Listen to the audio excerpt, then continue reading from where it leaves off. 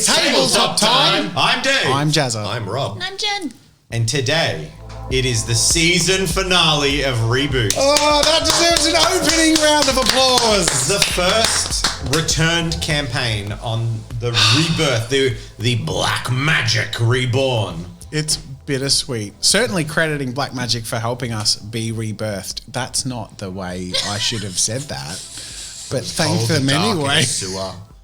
For all your video production needs, post-production, check out Black Magic. But we also have new microphones. Ooh. So podcast listeners rejoice. Let us know if you think the sound is buttery. We're also in a beautiful new studio, which you can't see because we're chroma keyed so well into our game. But the dice cam is in focus. Everything is aligned. The stars are aligned for us to enjoy this final romp together. It is. It's only going to hit me like halfway through the episode that it's ending for now.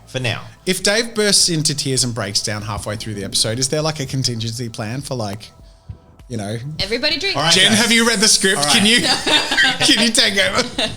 If I break down and cannot continue role playing, Yeah. I would like you to in post just clip me out like Poochie from The Simpsons, and then just float me out of the frame, and then we'll just in post be like, and they all lived happily ever after the end. But it's Cyberpunk, so and they all died. Yeah. I feel like that feels They like lived. Okay. It'll be like triumphantly they succeeded their mission and then turned into an alleyway and was stabbed 46 times by That's 7 it. hungry men. And That's the it. stuff was stolen. Speaking of unseemly people in an alleyway, shall we recap last episode? You wave to that because I'm an unseemly person in an alleyway. Oh, also one last week for 10% off merch. That's your last chance. Is this because we're in the gone new already? studio. We're not officially finished moving in yet, but yeah, no, this will be gone in a week. The Reboot shirt, exclusive shirt, will be gone in a week. 10% off gone in a week. As you can't see because we're chroma keyed out, but you will see from the video that came out yesterday, hopefully, that all your contributions and help make everything possible in an amazing way, including our patrons. So thank you all and merch, and we love you and thank you.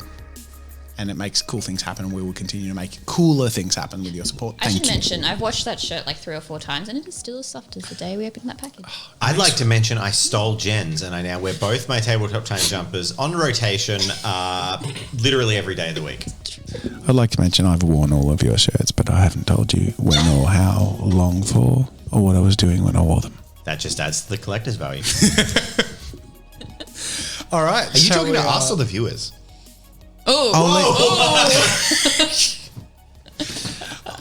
It's a thing, okay? I won't get into it now. That's for another day. It explains the It's the shipping theme costs. of the next campaign that I'll be running, but I don't want to give too much away. So Stolen. let's move on. All right, recap time. In the last episode, the group finally got together and went down to the Ven, where they went and had a look at some of the wonderful businesses on show. Of note, they met Bernie. Well, Eve met Bernie in a little alleyway where she traded some hardcore drugs that she basically pinched from Uglies for a hard drive full of secrets on the glass slipper, we supposed. Pro, keenly aware of the importance of this, decided to put his anarchistic hacking, his cybermancy talents designed to destroy technology, to assist him in the role, and fried the hard drive. Yep. Whoops. God damn. And meanwhile, Seb successfully sort of has gone into the glass slipper, and he's lounging out in the VIP area that he was just Sexy given a dancing VIP tag and VIP treatment, didn't have to pay an entry charge, and he's currently waiting for the party to sort of get going, for people to start moving. And right at the end of the episode, he saw Kanan and Bagrov actually, enter. But they were upstairs already. They just sort of leant over a balcony. The only other person was that old dude dancing. There was like a half dozen people in there, but the only person on the dance floor was this like sort of 60-year-old guy in the trendiest clothes possible dancing. Well, 60's the new 40 in Cyberpunk. Just realised. Unless you're in the slums, then 60 is the new 110 with a Queen's Merit. Just realised all the dark stuff you have the potential to confront us with this episode. It's like, oh shit, I better get into the mindset of like, Yes. Remember your character yeah, backstories? all that really dark, awful stuff. Let's. Yeah. Sunshine. Daisies. Cheers. Well, Seb was like, Caviar. yeah, I grew up in the city at a really wealthy public school, and I've populated. that's pretty much it. That was it. I've populated this area with some of the most horrible things I could conceive of. So Nice. hopefully you don't find them all. This will be fun. It will be. Let's begin. And who would like to commence today's operation? I think Rob was where we left off. Sorry, Seb. Maybe with his observations of the inside, because we were trying to get on the inside. Well, nothing much has changed. It's probably 9:30, I think, roughly. And basically, upstairs, these people have come and sort of started looking over the balcony, but there's still a rope for the balcony that leads upstairs. It doesn't look like it's open yet, and it's still only a handful of people trickling in. You suspect that it will probably be at least another hour or two before the club starts to fully liven up. So you still have time, effectively. Cool. I would just open up my comms. Cool. And basically say, hey, I can see Kanan and Bagrov sitting on the second floor. It's roped off at the moment, but, here and waiting for whatever is our next move. Roger. Do people say Roger? Cool. I'm going to message you back and say if you can find like an emergency evacuation map of like where the exits are while you're just casually there. Sure. I will attempt to go to the bathroom while looking for a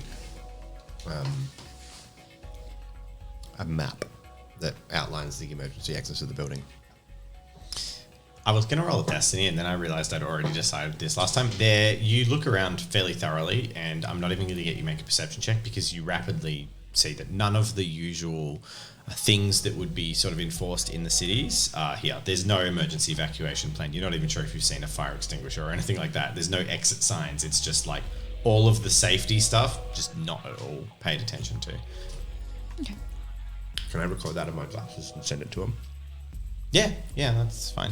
Done. Cool, that's helpful. I got chip things, right? To put on robots and drones to go. Zhang has given you 5, I think it was, or 4. 5 small devices that she wants you to plug into hidden access points on robots if you want to. Yep. That will allow her to basically hack otherwise shielded machines.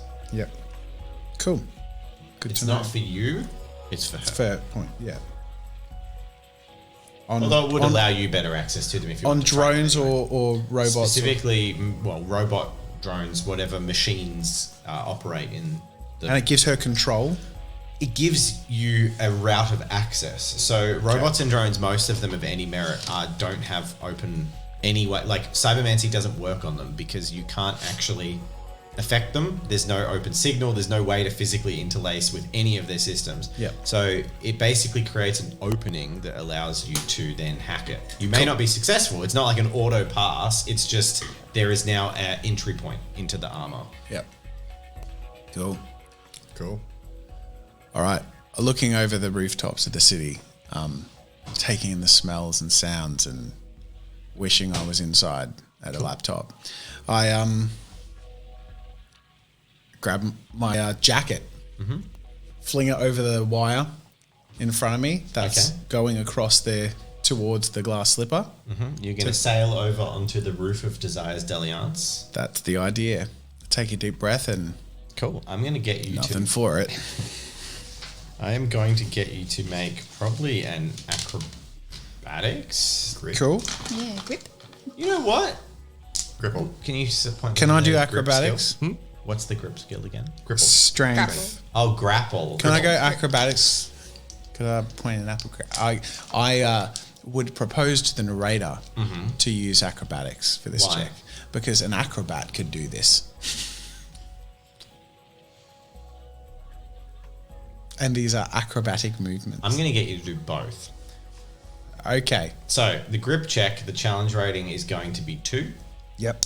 And that's to basically hold on and to not fall. Great. The Really acrobatics cool. check, the challenge is also going to be 2, but you need to pass them both. Obviously different Alright. outcomes if you don't. Pro has really good luck, so I have a good feeling about this. Which is This it? is strength, which One I failure. fail, and I One don't have a success. destiny point. 1 success. Okay, now let's see the acrobatics. Okay.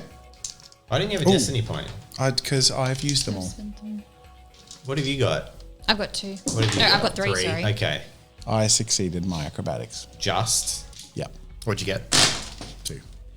2. All right. You successfully throw over your thing and you start to slide, but as you get halfway across the street, your hands slip. Like, not completely off, but you start to slip down, and the wire actually judders and shakes, and you slide across and make it onto the other side. But not without alerting, you notice a few people in the street kind of go and look up as the thing, like you hear that, you know, that high tensile like ping of cable being pulled taut, like Yeah.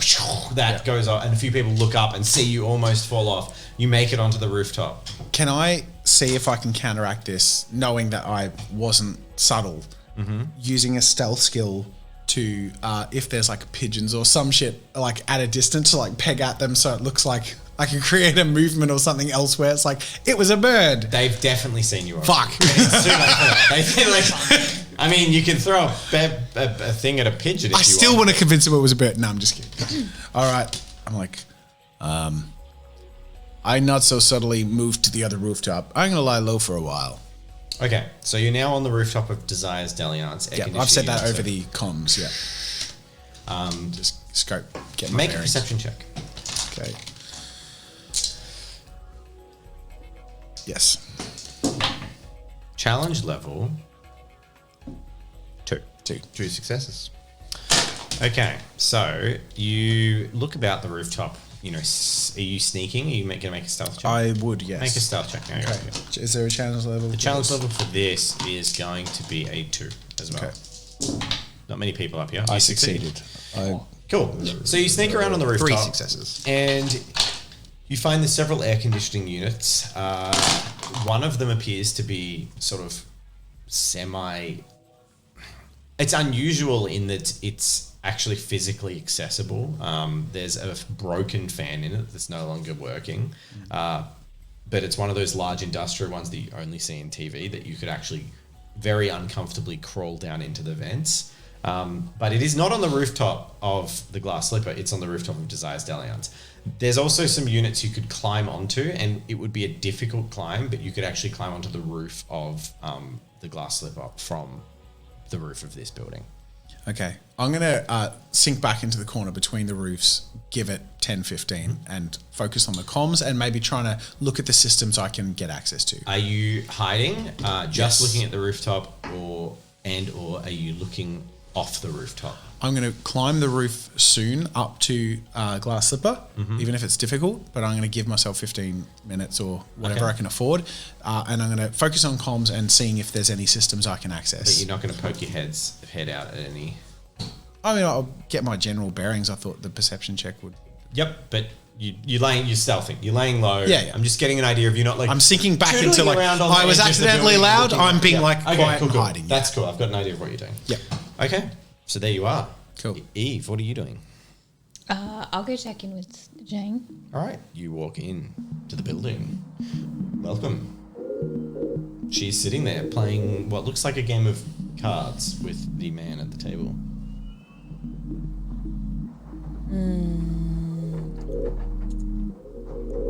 Is she playing quite Casually, avidly? aloofly. Casually? Okay. that's She's like leaning back, one arm over the chair, hand of cards like this. okay. Are they betting? Yeah, there's some money on the table. Okay. I might actually head back out. And I want to visit. Can I have a look at the map? Legal. I want to go visit the clinic. Okay. You walk up past Desire's Dalliance, spying the spying an uncomfortably similar looking robot in the window. you just roll a 17? 17 on the destiny roll, just for determining what was in there. And you walk past those sort of tacky glass displays, and you head up to the clinic. I'm going to, before I head in, I'll message you guys quickly and say that there's a robot in that establishment. Cool. Noted. Well, there were, Okay. yeah, specifically An Eve. an Eve unit. Yeah, well, still. A Ning Yao robot. Oh, yeah. Or a Ning Yor. Yeah. That's the one. I pronounce it correctly eventually. So you arrive at the clinic, and there's some shouting from across the street just as you're about to go in from behind you. Do you head in, duck head down, or do you take a look? Do they sound male or female? Mixed.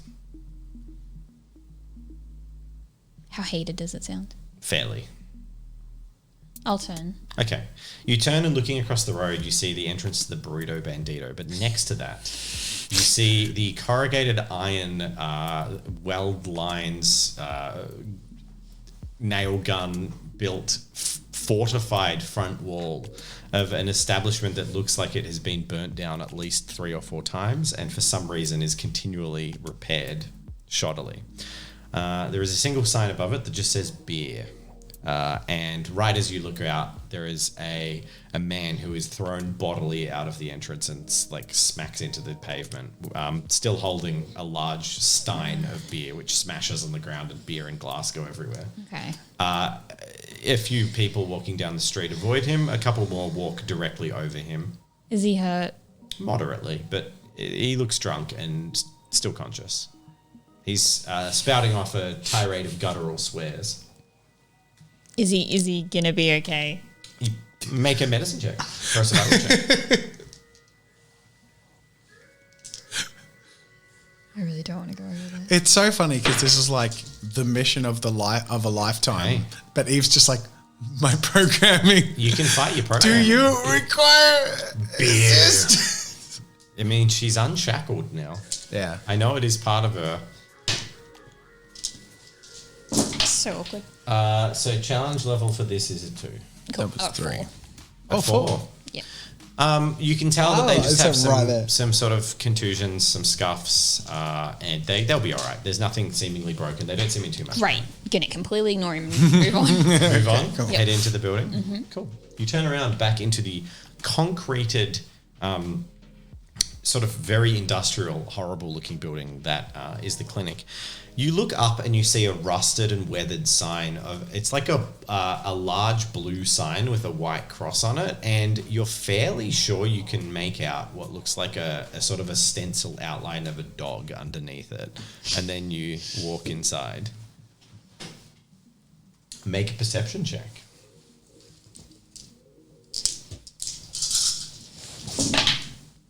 Ooh. Challenge level?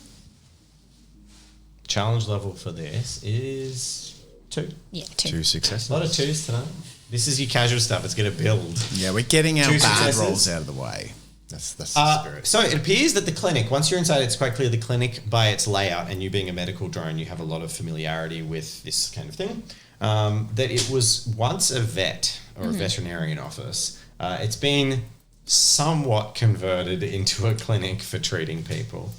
There is actually a big sign advertising a surgical ward, and the largest text on any of the advertisements, almost in the way a hotel will have no vacancy, is it just says no questions asked policy, provided you can pay, of course. Yeah. They do seem to offer free basic medical treatments, which seems to be to ensure their legitimate practice is maintained, and so they can be eligible for donated stuff from the cities.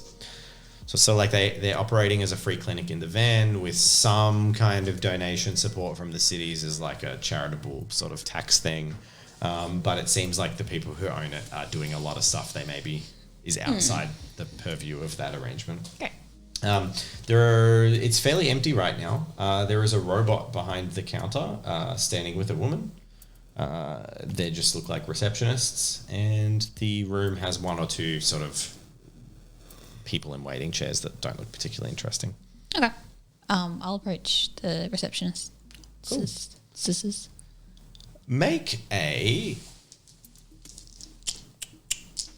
I'm going to get you to make a check using your vocation of nursing as a skill check, with intelligence as the base. Challenge level 3. Yep, 3. Cool. You notice that the robot is a Med E1, which you recognise as a competitor. They're actually manufactured in the UK, and they're a global aid robot. And you know that they're relatively cheaply produced, quite capable.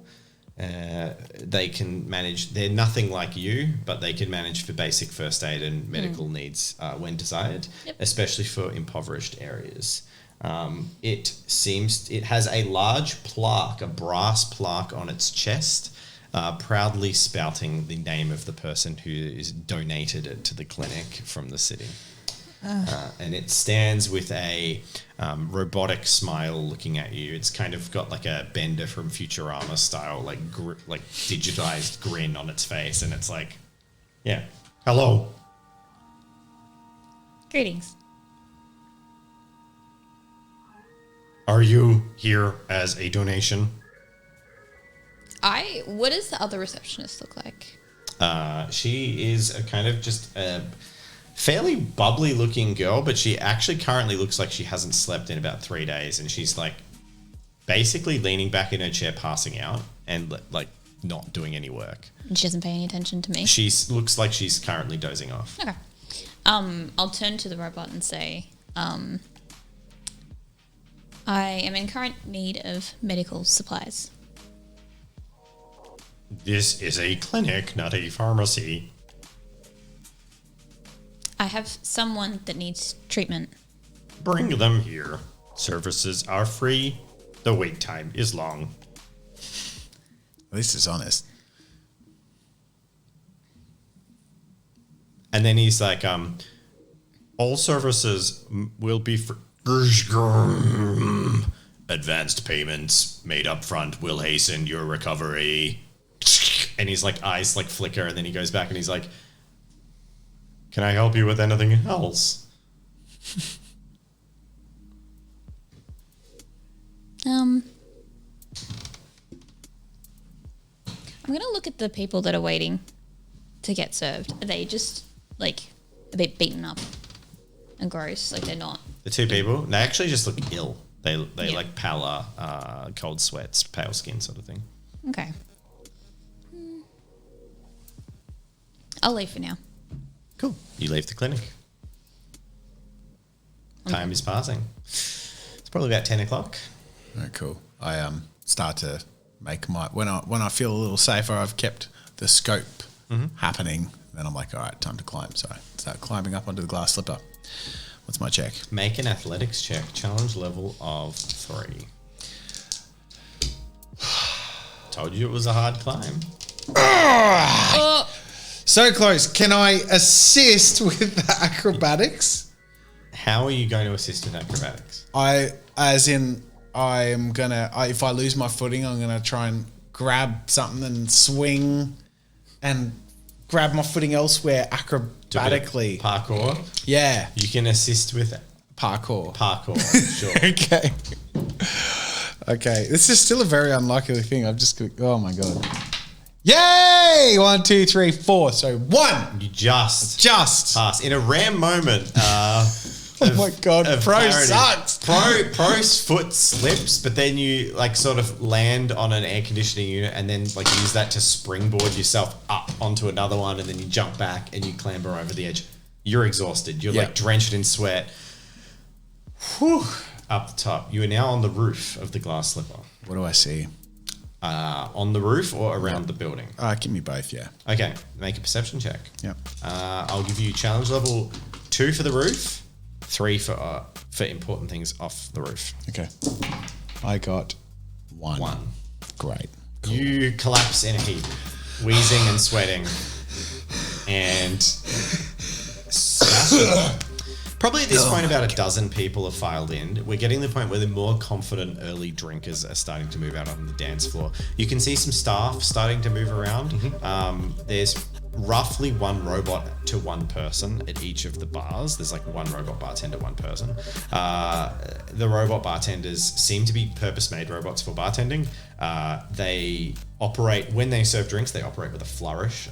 They have one entire arm on their body is one of those like soft drink dispensers, but with flourish. So they're like and like move rapidly. And I did some cool arm motions podcast videos. They were very cool. You missed out. Sorry, guys. And there seems to be one-to-one, and you can see they're slowly, looks like upstairs, they're starting to like unpack the bar and put the condiments out as if they will probably open up. Context clues, you're guessing about 10:30. Okay. The upstairs will open up. Okay. You probably got about another 20 minutes. Is there anybody in the bar that I think looks like they're going to get loose? There's a 60-year-old man still dancing like an animal. No. Make a perception check, challenge level 3. You hate that guy, don't you? No. It's just, it's not the vibe I'm looking for. Oh my God. Someone's got dice. Those bespoke, eh? That's enough. You get at least 5 successes. There's a 3. So you're looking for someone who's going to get loose? Like, I'm trying to make a scene as a bespoke having a good time. So anyone that's, I think, is going to be within his league, within his league and, you know, energetic, wants to get drunk. What are you looking for? You tripped the dice? Yes. There's 2 people that pop out to you. You've got enough. It's fine. Okay. In different ways. Mm-hmm. One of them is leaning over by the bar, sitting with a drink, that is wearing a really thick, puffy coat. They're a young man, and they look very sketchy. And there is also a young girl, I say young girl, probably mid-20s, who is, you know, wearing tight clubbing clothes and looks keen to party, and seems to be chatting to everyone, chatting to the bartender, really like upbeat, got a drink in hand.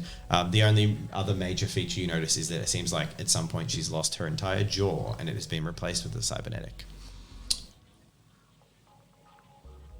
So she makes a note of getting a bottle of beer from across the table and just biting the top off it and then drinking. It's very Aussie. I'll pass. I'll probably just continue to get a drink every so often and bide my time. Yeah. All right. In the meantime, I want to scope where I am as far as what entry points I can spot, but also reviewing footage that from Seb's entering the building and sort of figuring out. You find nothing of particular interest. As far as entry points? Because you failed your perception check. Okay. So you basically go out on the rooftop and you don't, like, it's a rooftop. There's no door to the roof with like a nice entry point, unless there is, and I just completely forgot that, which I should probably check. There is a door to the roof, but it's clearly and securely locked. Yeah, okay. Yeah. Cool. So there's a door, there's one way in and out that you can spot, which is the door to the roof. You kind of poke your head over the ledge and you see people bustling about, but you're now like 2 stories up and looking down into the streets, and there's neon lights and everything and smoke and steam, and you've seen Cyberpunk stuff. You can't make out much. Does the door look lock-pickable? No. That's what I meant. But it looks, from you're like, woof, that's locked. That's a secure door. Great. I mean, it depends. Are you bold enough to give it a jostle? Not yet. Okay. So without so much as a jostle from eyeball, it looks very, very hard. Yep. There's no keyhole. Yeah, gotcha.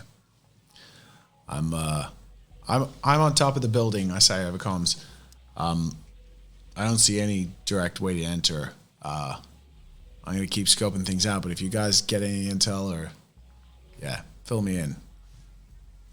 Do you have a way down? I got up here. Felt like a good idea at the time. I mean, on the building, they weren't about to let me in, were they? Anyway, I just start looking around skulkingly at this point. Just like, can't get anything right. Who's got the devices? You've got them? Yep. Okay. Maybe when they open the upper floor, I can find a way up. Open the door. Yeah, well, let me know how you go. Yes. I'm going to try and enter the glass slipper. Okay. No, sorry. I just couldn't resist. In my head, it was like, we don't serve your kind here. And I was like, but I'm not doing that. Okay, you head down the stairs to the entrance of the glass slipper. The bouncer looks at you with a casual look. Says, what are you here for? I say, I am protection for Sebastian. Is this guy got two nuts to rub together in his head? No. I don't know, Sebastian. He ain't here. I believe he is in this establishment. I will wait. And I'll just put myself up against the wall and wait. Cool. No worries. He just stays there. I'm going to wait until there's a distraction as well. So if anything happens... Destiny roll! All right. Shortly after... That was a 19. A 19 Destiny roll. You wait probably 2 or 3 minutes, and a very drunk, bruised man with a couple of small lacerations stumbles down the stairs. He's like, hey, you fucking buddy! And immediately the bouncer like, ugh. And it's the guy from Beer that got thrown out of Beer. And he takes 3 steps forward to start intervening with this guy and be like, you're not coming in, get out of here. There's your distraction. I slip in. Make a stealth check. Oh boy. Challenge level 2 to get by him, 3 to get by the door person. It's only 2. So you slip past the bouncer unnoticed, and then after taking a few steps, you're stopped by a girl popping bubblegum and filing her nails at the counter who looks up at you. What does she say? Doesn't say anything. She just looks at you with a look of like waiting for you to say something. I say, evening. My name is Eve. I believe Sebastian requires assistance. I just walk straight through. Cool. She doesn't stop you. She seems to not give a crap because you're a robot. Great. All right. Eve walks in. You spot her come in her chaperone gear. I nod to her. Do you go up to him? Or? No. What the way is going up, I want to try and scout them out. It's like, Cool. There is a staircase going up. Is there only one? That you've seen, yes. It's internal and obvious and open. It's in the dance floor. You can walk upstairs and kind of like flanks the bar. And then there's a balcony upper floor that looks down onto the dance floor. Okay. Is there any doors leading to like a fire exit or... There's nothing signed. There's a few signs that say private that no one, has tried to open. Is there a staff-only door? There's private doors, which you're assuming are staff-only doors. Okay. I'm going to go walk up the stairs. Inside, so there's like a velvet ropes that's locking them off. Oh, okay. Obviously, it's just a velvet rope, but it is currently seems to be closed. You're in the VIP area, yeah.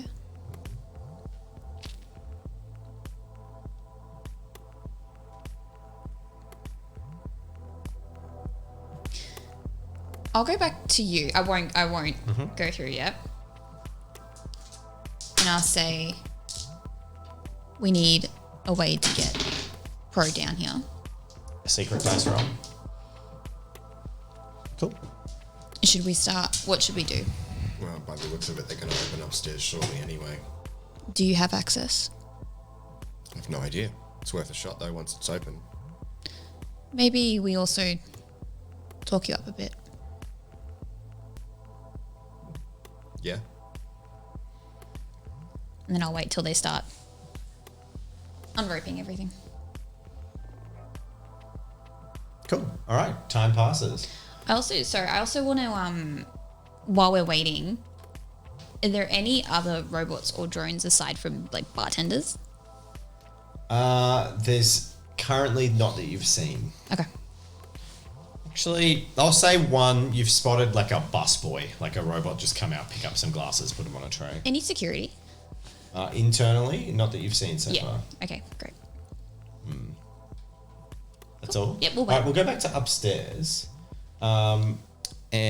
rooftop, and about 10 more minutes passes, and I'm going to give, Pro's collected himself, taken some time. I'll give you another opportunity to do some stuff up here before we open downstairs, inside. Okay.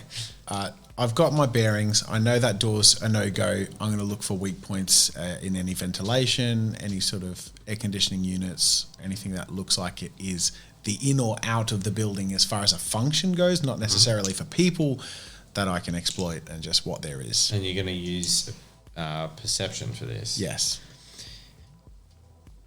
Look away, sir. Look away. Not looking. Challenge level 4. Oh, motherfucker. 4! Oh my god! Well done. 4 successes. Oh, I can cry. You did it. Pro was competent. You really did get out the bad rolls, eh? For those audio people, I rolled a destiny dice, but I just scaled by increments of 5 what the difficulty would be, and I rolled a 2. So it was the maximum difficulty in finding Oh, that went up and down quick. Yep. Or down and up. So you succeed. After looking around, and you got 4 on perception. After looking around, you find that there is not a vent, because that is very unusual for vents big enough for people to crawl through.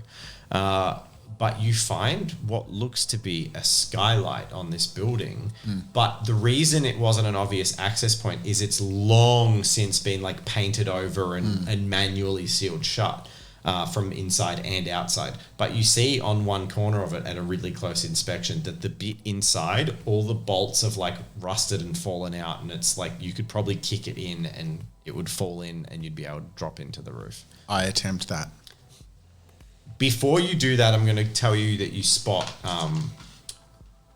you get a chance and you actually look over the back side of the building and down. Yep. And in that direction, you see the skyline of Melbourne, and it's looking towards the no man's land in between the van and the city. But immediately down, what draws your attention is a car pulls up, a van. Cars aren't that common around, but a van pulls up. And you see there's a bunch of people that look like they're making some kind of gang deal behind an obvious unloading and loading area at the back of several businesses, including the Glass Slipper. Yeah. I sort of say over comms, like, just worth noting, I think I see some busy gang activity behind the Glass Slipper van. Can you... And you count some amount of people based on my map. Does your eye have the ability to, like, zoom in? Yeah, it does actually. Zoom is Can you get the specifically license? Enhance. It's got a realistic amount of zoom. It can't like Screenshot. You zoom in and take a photo of some gang Could he activity. get the registration Can he, plate? stream it There to us? isn't one. Oh, okay. That's smart. I figure all our comms is sort of rewatchable and sort of like we're all, There are 3 people in the alleyway. You also spot there's some security cameras in the alleyway attached to the back of the Glass Slipper. Yep. And a white van. Cool. You also note that there are some windows a couple of floors down. Well, on the floor you're on and the floor below. Yep. And from your height, it would probably hurt, but you could jump and land on the roof of the van. And conversely, the roof of the van happens to be coinciding pretty cleanly with a windowsill. As in everyone has left the van and entered No, they're all hanging around it, but you're just thinking. Okay. It was asked, Okay. what way's off, what way's out? Well, you could jump Gotcha. onto the van. There are people doing a gang deal down there. Gotcha. Or potentially you guys haven't committed to your course of action. There is clearly a point of access through a window in the back alley. Can we see the busy gang actually entering the back of the Glass Slipper? No, they're all hanging out outside it, near some crates, smoking and chatting. All right. I walk up, having taken note of all of that, and I sort of mention everything worthwhile over comms, take my screenshot, license plate, and blah, blah, blah, and faces, and actually take the opportunity. From your angle, nothing. No identity. You got bandanas and cigarettes, and there's no license plate. But you give them enough information that they get the full picture of what's going on. Numbers and outfits or whatever, There's 3 people, roughly what they look capable of, which is general gangery, thuggery people. Cool. Then I head up to the rusty skylight and I go to kick it in. Before I do, I say to myself quietly, Let's into the lion's den again, I guess. That's all I got. That's my epic line. You guys are currently watching this happen, live feed, right? Mm-hmm. So you're watching what Pro's about to do? Yeah, I'm about to do it. I'm like, hey guys, do you want to amp up that distraction for a few seconds? This might create a noise. You got anything? Aren't you like partying? I say to Seb. Is there a DJ booth? No. Who's playing music? Speakers. Is there a drone or anything?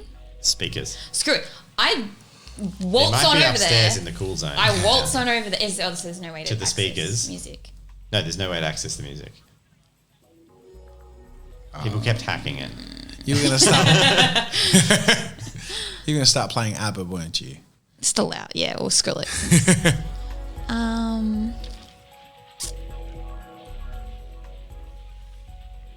I mean, That was my plan. I've got nothing. The only two people here that will Party, vomit, trip someone else over and say whoops and make out with them. Just do something. I gotta kick this. The 60-year-old in the middle of the dance floor dances invitingly. Yeah, but like the only other people in the room that are, Probably about 24 people in there now. All right. It's slowly building up into it feels like a very unpopular bar right now. It's at that stage, but there's now people around. I say, give me a minute. All right. I'm like, I keep getting amped up to kick. I'm like, all right, I'll wait. I'm going to approach. I say, may I please have your credit card?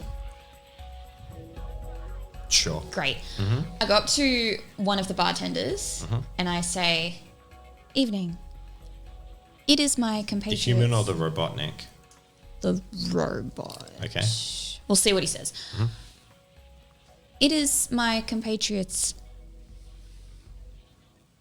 21st birthday.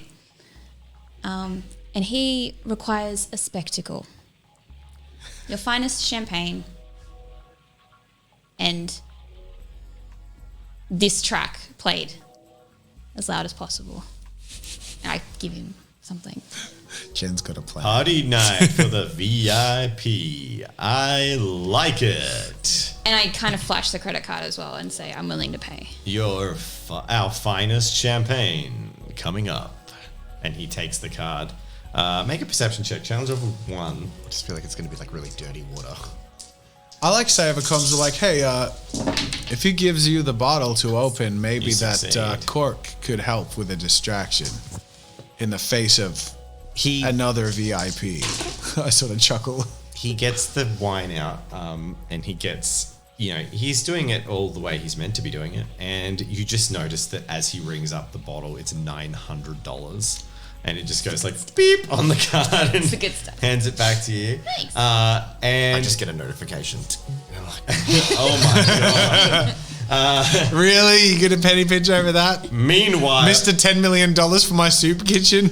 Meanwhile, Not for me. meanwhile in Docklands, a newspaper unfurls and then $900. And then it goes back to you guys. Daddy's a real helicopter parent. What type of swill is my son drinking? His money. Yeah. He hasn't earned a cent in his life. So he's probably at least impressed that you're buying it. He just doesn't like the inflated prices. All right. So the robot comes over with a bottle and a swagger, and he comes out and he says, "You're the birthday boy." Oh, this is just so true to life. I hate this. Please tell me there's a cake and What's the chat. song? Like, Mexican happy birthday as loud as possible. Yep. Yep. Yeah. That Mexican happy birthday starts playing. Fantastic. Yep. And he's like, "Happy birthday," and then presents the bottle, shows you the label, goes to pop the cork off. Cork pops. There's Come on, son. You got to be cheerier than that. I say Currently every con- downstairs, it's like, when they play birthday songs in restaurants and stuff, and they just like 50% amp the volume up. That's what's happening downstairs. It's like, bah, bah, bah, bah, bah, bah, bah, bah, bah. And I say to Eve, shout hip hip. It's It's loud enough. Yeah. Boom. Boom. All right, make a. I'm going to get you to make 2 checks. One, I'm going to get you to make a strength athletics check. Hooray. The challenge level for this is 2. It's very rusty. Can I just get him to give it 2. 2 successes, and then I'm going to get you to make a stealth check. Okay. The challenge level for this check is 5. However, the challenge level for this check is now 2. Okay. And it is only because of that massive distraction downstairs. But it would have been really hard to keep it quiet. Cool. Can I have him give a flute to It wouldn't have mattered. You would have passed even with it. You 5. rolled 5 successes on 6 done. dice. Very impressive. Yes. Can I just have him give a flute out to every attendant? Sorry. Can I just have him give a flute of champagne to everyone? Ooh. That's a lot of bottles. It's expensive. Well, you get 5 glasses out of a bottle of You champagne. can quietly be like, give him the cheap stuff. All right, so yeah. you buy a round for everyone downstairs. And then flash the expensive Actually, bottle. Like, oh! Yeah. The terrible stuff, ugly drinks. Bespoke Moonshine. Yes. Are you being fucking serious? Yes. It's not served here. There's like absinthe and stuff, but they don't have moonshine. Something high expensive. strength. Something high strength and cheap. Doesn't exist in a club. Tequila? High strength. Have you been to a club, Rob? Yes. It's very expensive. Rob hits the clubs, Dave. Oh, yeah, you're right. You're right. Rob hits the He's clubs. turning 21, okay? All right. Then something that's just known as bad, like Yep. fire. You deliberately get a bad drink for everyone. It goes down better than you suspect. People are happy to just get a free drink. And that's all happening downstairs. Yeah. And you notice that one of the 2 upstairs, Kanan, his fingers curl over the rail above and he's keenly looking down at all the commotion. Upstairs, Where am Pro, I?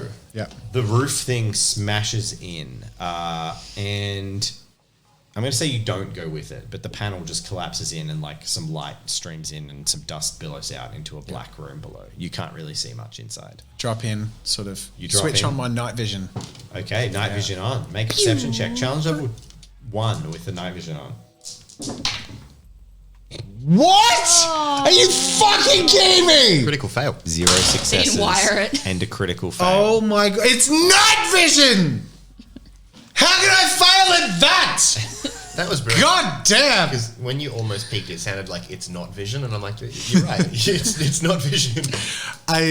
This is a good indicator of things to come. I turn on my night vision and I'm facing a brick wall and I'm like, okay. How do I failing forward this? It's a perception Just pull check. out your phone and use a torch. Okay. Yeah, I was gonna. No, he's because he's sure he's searched the room. You look around you and the room is, aside from the mess of broken bits of rooftop on the ground, there's nothing of interest in it whatsoever, but there is a door leading out. Okay. Go to the door Okay. You turn the handle. and peek. It's locked. Can I pick it? Do you have a lockpick? I would argue, narrator. I know this is classic. You've never had a lockpick for the entirety of the campaign. my job was an infiltrator. So I feel like as part of my toolkit, it was always to get in and break shit. All your stuff got stolen. You reckon they would have stolen lockpick They took everything stuff? off you. Do you carry it in your usual bag? They took your laptop in your bag. Can I look around the room to see if there's a hairpin and whatever that I can use as a lock? Destiny roll. Yeah. Come on. 17. You find that there is a hairpin. It seems to have some like red residue on it, but it doesn't. You don't.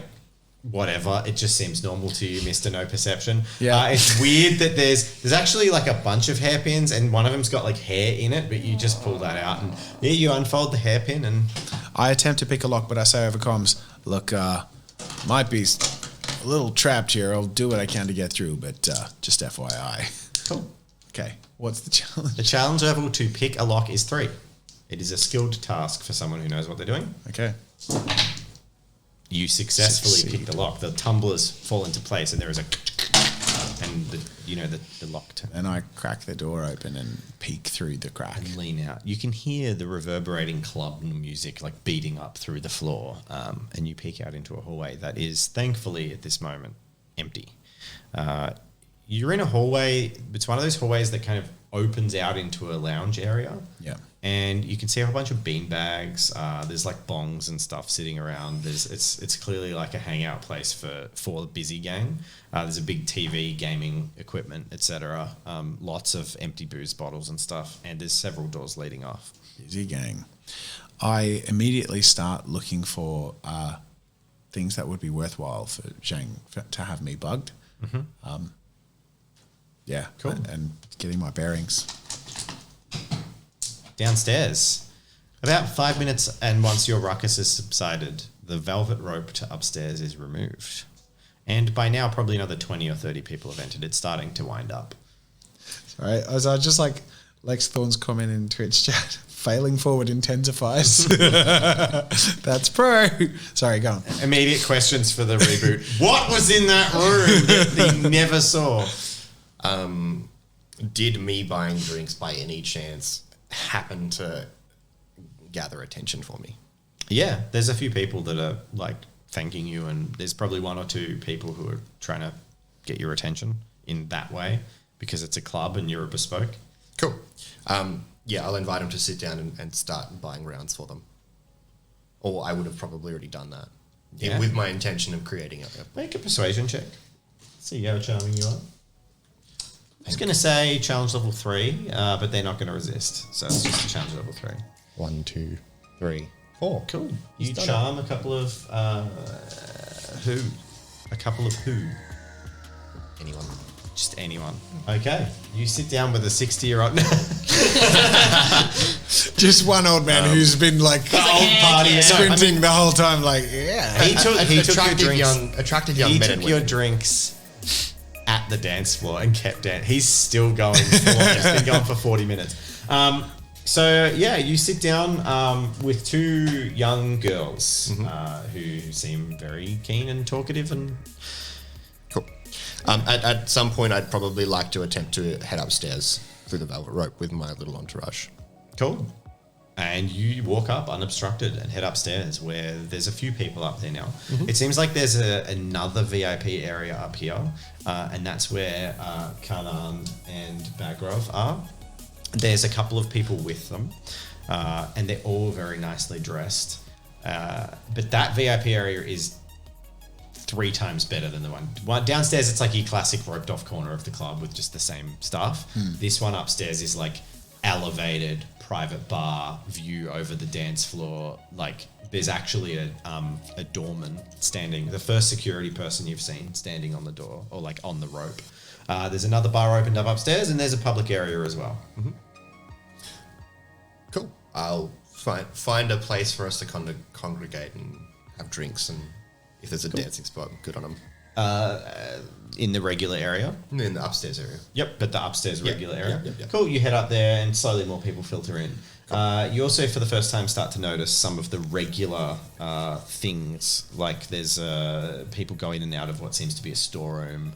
And you see binging behind one of the bars, there's a dumbwaiter that's like taking various things up and down between the different levels. And it seems to be that the main bars are above each other in the building so that they're ferrying down, like if they've got a particularly expensive champagne that doesn't get ordered as much, they can send it to the right bar. Yeah. Is the bartender up here human or? There's one robot, one human at every bar. Okay. Cool.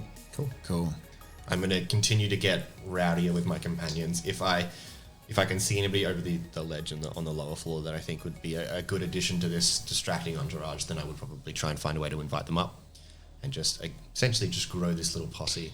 Are you intentionally trying to be like obnoxious? Yes. Yeah, cool. Cool. Meanwhile, in my sleuthing around, I wanted to see if I can try and find if there's anything that can connect to the sprinkler system or anything that There is no sprinkler system. Really?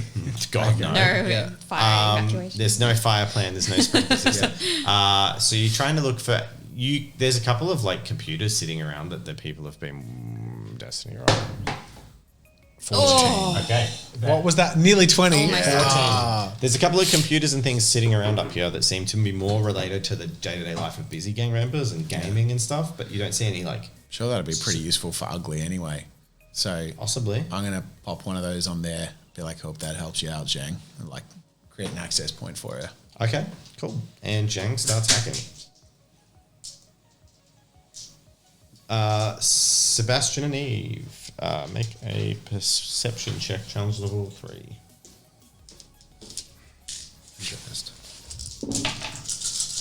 Oh, that was bad. Zhang says text based, obviously. It just says firewall's too good. I can't get in. God damn it! What was your roll, Jen? Perception. Only got 2.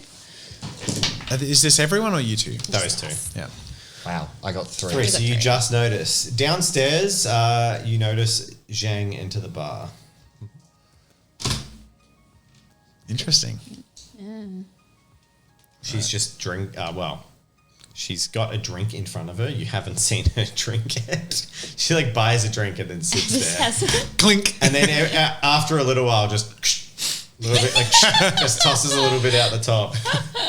Nah, she wouldn't do that. Instead, you just see the top, like the visor on her helmet, just go like 2 millimeter, and then she feeds a straw, into the front of the helmet. And then she's drinking from that.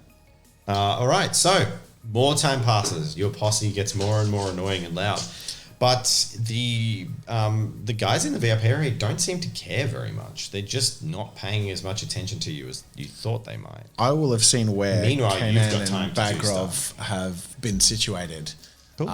And from the feed with Seb. So you're the floor above. yeah, I'm going to start working my way towards them so that I can get down to the level if I need to, or try and observe So them you're from a searching this distance. whole level?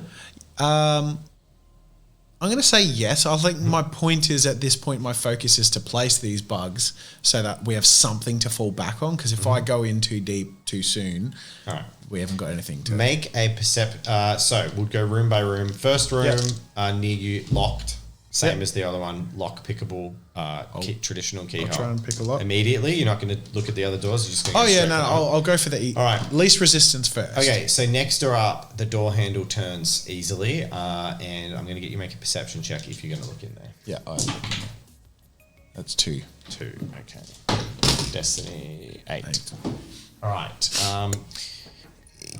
You hear the sounds of muffled voices in the room, just as you're starting to turn the door. Okay, I sort of slowly. Make a stealth check. Challenge level 2. Okay. 3. Cool. You can just ease it back in. All right, next. Cool. The next door around has a significant electric key-padded lock. You could attempt to hack it, but you imagine that the process will probably be prolonged. You'd have to pull out wires and connect and physically. There's actually 2 rooms that have those locks, and then there's one more room upstairs. I'm assuming there's no input point at which I can use my bugs. No, they're locks. They're very designed not to be hacked as locks. But you know that you could manually break in, but it would take time and effort. The keypad ones. Yes, Yeah, okay. and you may fail the hacking check, but you could. It would take time to even get access, but you could get access. Yeah, no, I think time is the essence here, so I'm going to move past these. All right, cool. So the last room, the door would open. I'm going to get you to make another perception check. Challenge level 2. Yep. 1. Cool. Destiny. 4. Nice. You slide the door. Let's fail open. forward. Make a stealth check. Or not. This isn't. I'm not going to get a free pass Challenge forever. level 1. Okay, stealth challenge level 1. Hey. 3 successes. The door opens, thankfully, silently, and swings open, and you see there are 2. There's a male and female character with gang tattoos and bands on, and they're both. There's a TV that's watching something, so their backs are to you, but you can see they're both weighing drugs on scales and packing things and just chatting.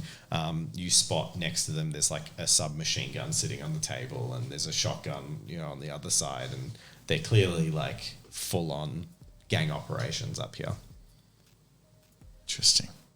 but they haven't noticed you. Okay, so I sneak back out, but I'm going to jar the door really well. Okay. You're going to bar the door. I don't want these people who have access to big weapons to be able to easily get in and use them. It makes sense. I'm just thinking how you're going to do it. How are you going to do it?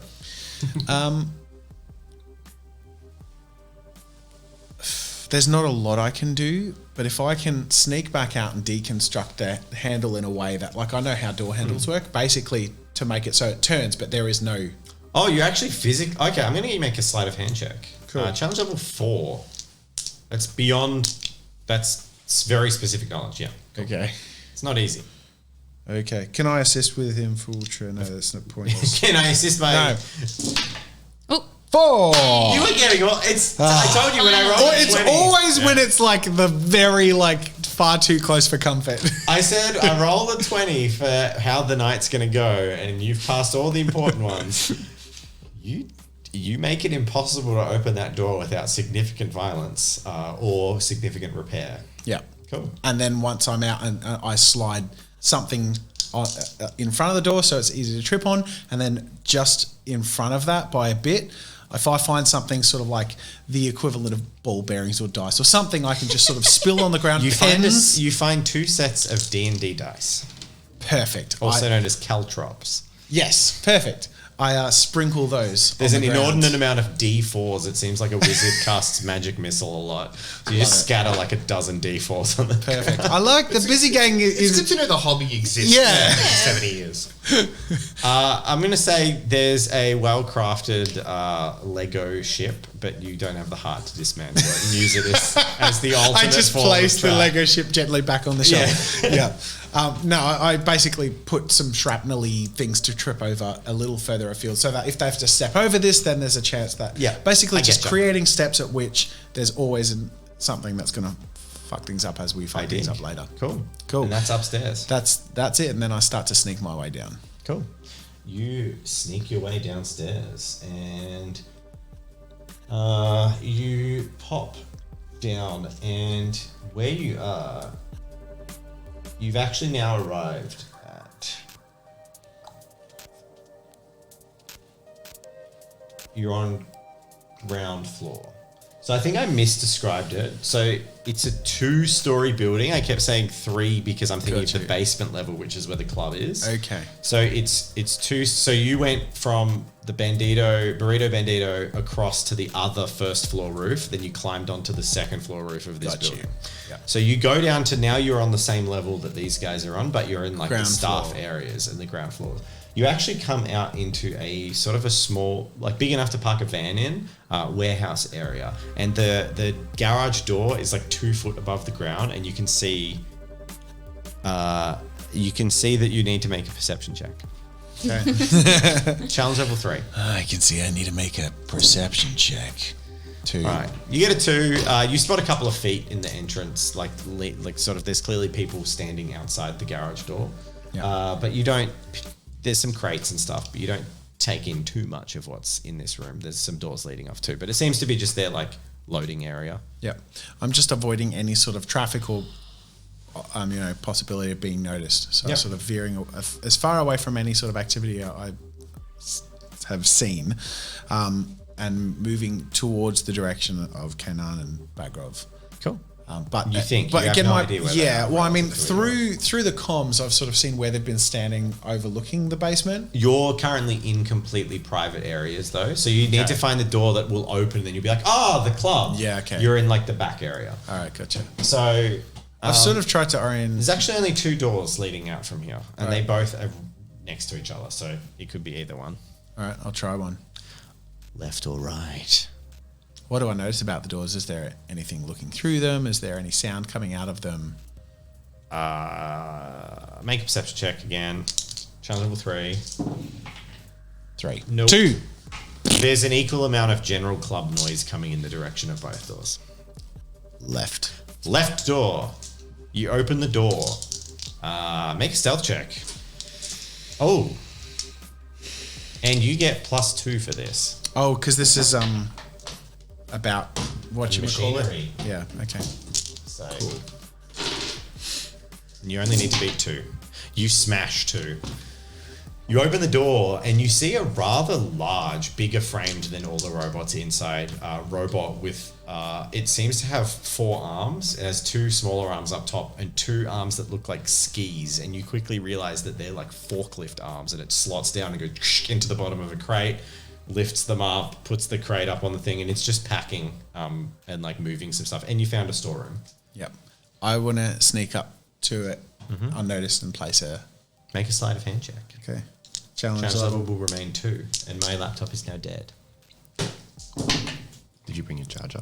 3. Forgot it. I got 3. I emailed my running notes to my phone. We have a backup, don't worry. Okay. Challenge level. I got 3. You successfully. What did I say it was? 2. I shouldn't have. It should have been higher, but I'll stand by what I said. You find a port on its back. This industrial model isn't particularly well sort of protected, and you plug in the USB. Yep. Cool.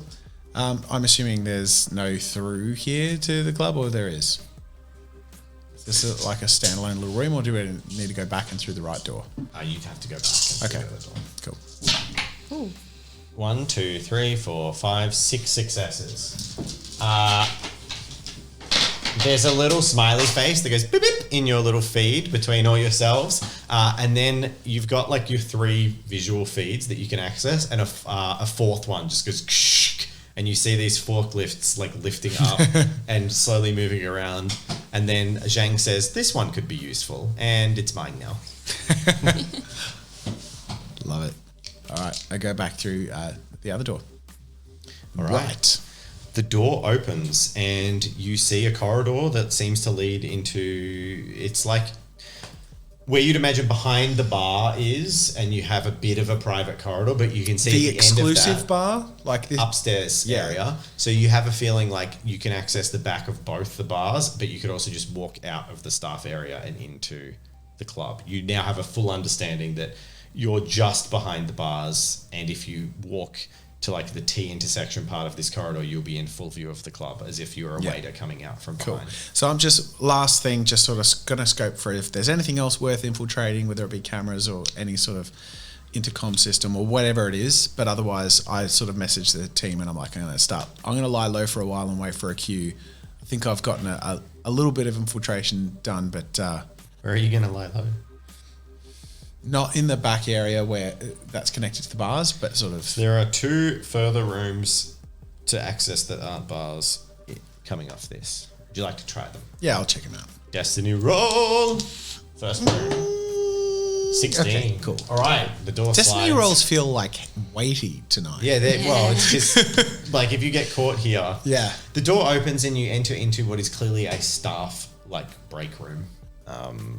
There's a couch, there's a coffee machine, like there's all the usual stuff you'd expect. Yep. No one's in there. I'm going to send you a But mail. there is a uniform. Take it. Like, I say over comms, I'm like, funny that. I think my shift just started. Love it! He's got the one-liners. Cool. It's pretty good. So, Yep, I get dressed. you get changed into the waiter's outfit. Yep. It's now 11 in the game. Okay, I was just like, It's past 11. I think, uncanny, right? yeah. Oh, it is too. Damn. So, what are you doing? I think that if you've got a way to come Yeah, out and I be think I do. disguised, you could potentially do your plan, which was to try and drug them. So you could come out, make cocktails, and deliver them, and say they're from Seb as a thing. The problem is it's probably too early. We probably want to wait a couple more hours. I could dispense the heroin into Yeah. the drink. Yeah, that's what I was thinking. So I get dressed in my uniform and grab a tray, and I'm like, where are you guys at? Do I need to save this for something? The uniform. Or the- Oh, I like touch base with Eve about it. I'm like, okay, so hang on. So you reckon put the bad stuff in the good stuff? I say it's a potential plan. Does anyone else have any suggestions? I wait for Zhang to respond and say anything as well, even if it's an emoji. This is your rodeo. All right. I'm like, all right, deal. I grab a tray or whatever and go out and find surreptitiously find a place to pour some drinks to look like I'm just working and just looking jaded, putting on just like a fucking another night of the working at the club. Yeah. And you head towards the VIP bar. area? The bar. Okay, you head to the bar in the VIP area or the other bar? The bar in the VIP area. Okay. Yeah. Oh. What was that roll for, Dave? successes. What was that 5 roll? You don't find out what that roll was for, but you get to the bar. I'm going to get you all to make perception rolls. Okay. Challenge level. Probably 4. Awesome. 1. You all can make the perception roll. You go. 1, 2, 3, 4, 5, 6. Cool. So, you walk out to the bar. Describe what you're doing. Find a bottle of the expensive stuff I saw someone flash it. Yep. Seb and pour a couple of drinks. I'm going to pour like 4. Yep. And I disperse the heroin serving between the 4 drinks.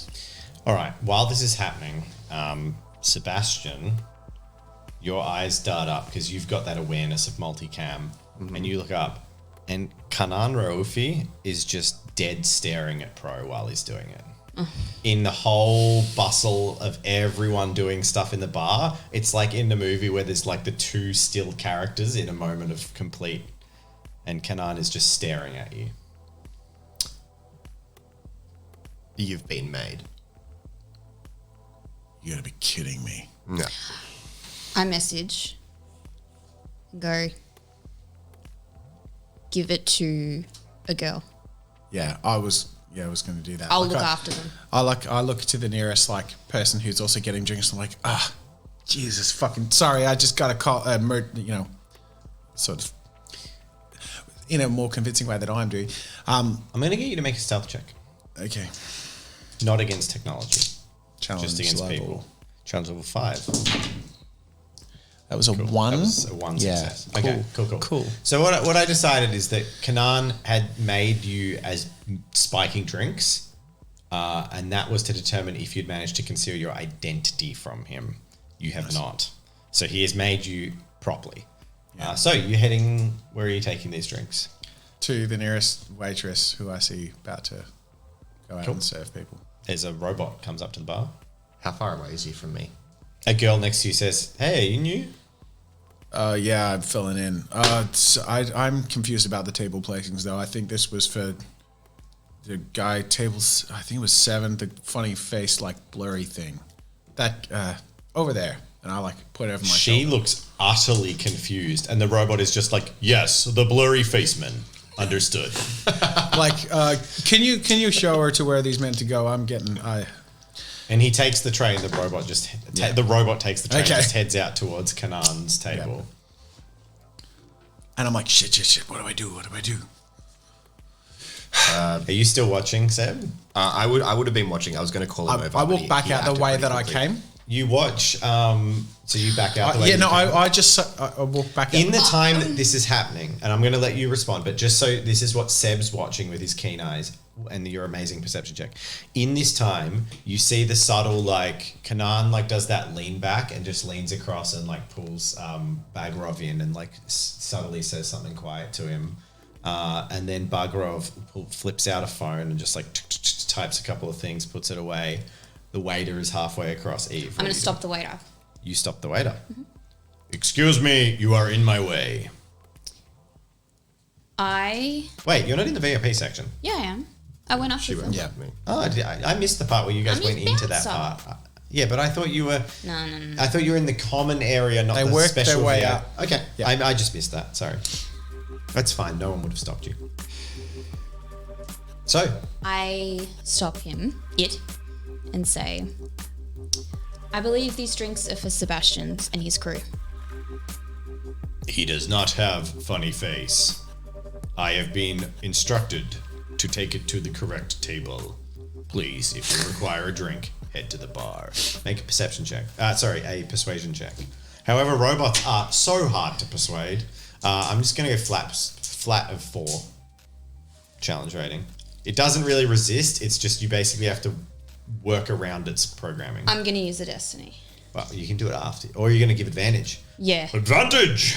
Eve uses a destiny. 3 and up are successes. Oof. 3 successes. 4 successes. He looks confused for a moment, and then he says, I will take these back and confirm my orders. And then he walks back. I message you and say those need to go to Sebastian's table. And I follow the robot. Yeah, it heads back to the bar. Just as you're about to slip out of the bar, he arrives and he says, query on the order. Say it to me. To the open bar, but you hear it. Okay, I actually say to the girl, I'm like, I don't know what the robot was. When I said funny face guy, I meant that weird, the partying, what's the word? Bespoke dude. You know the one, his birthday. She's just like, the birthday drinks. She just rolls her eyes and goes, the hot one. And then the robot goes, the esteemed guest from the city. And it turns around and starts walking over to Sebastian with the drinks. Okay, as soon as it puts that dish down on the table, I'm going to pick it back up. Destiny roll. Are you chugging the heroin drinks? A 7. No. Or As the robot reaches the group, and as the tray is half coming down, 2 of the drinks are immediately taken off the tray by drunken revelers that you've already stirred up into a frenzy. And they're just like, Sebastian, you're the best! So there's 4, and there's 4 drinks. 2 just get pulled off, and they're like, you're the best! And just start drinking them immediately. I'll take the third one. You take the third one? Yep. And the 4th one?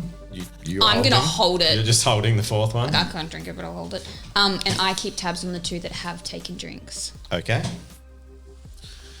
They drink it quickly. I've ducked out into the back room, back towards the forklift area. I go back out of that room and then into the other room. So you head into the garage. Perception check. Challenge level 3. Actually, this is 2. 3. It's 2. 3 is obviously success. The garage door is shut. It wasn't shut before. Zhang, give me your eyes. And I trying to see through the forklift robot. It's still in the storeroom, just loading and unloading. Oh, okay, so it's the garage door in particular. So there's the room with the vent that the car can park in, and then there's the big major storage area. And as soon as you head into the part that actually has the garage door, the door is now shut instead of partially open. I'm starting to feel cornered real fast. Really don't like. They haven't got nothing on their table yet, have they? No. Cool. Am I feeling any effects of the drink yet? You drink it? Oh, because you're a bespoke. Gotcha. Not immediately. But the other thing is, you also diluted the dosage across 4 drinks. Yeah.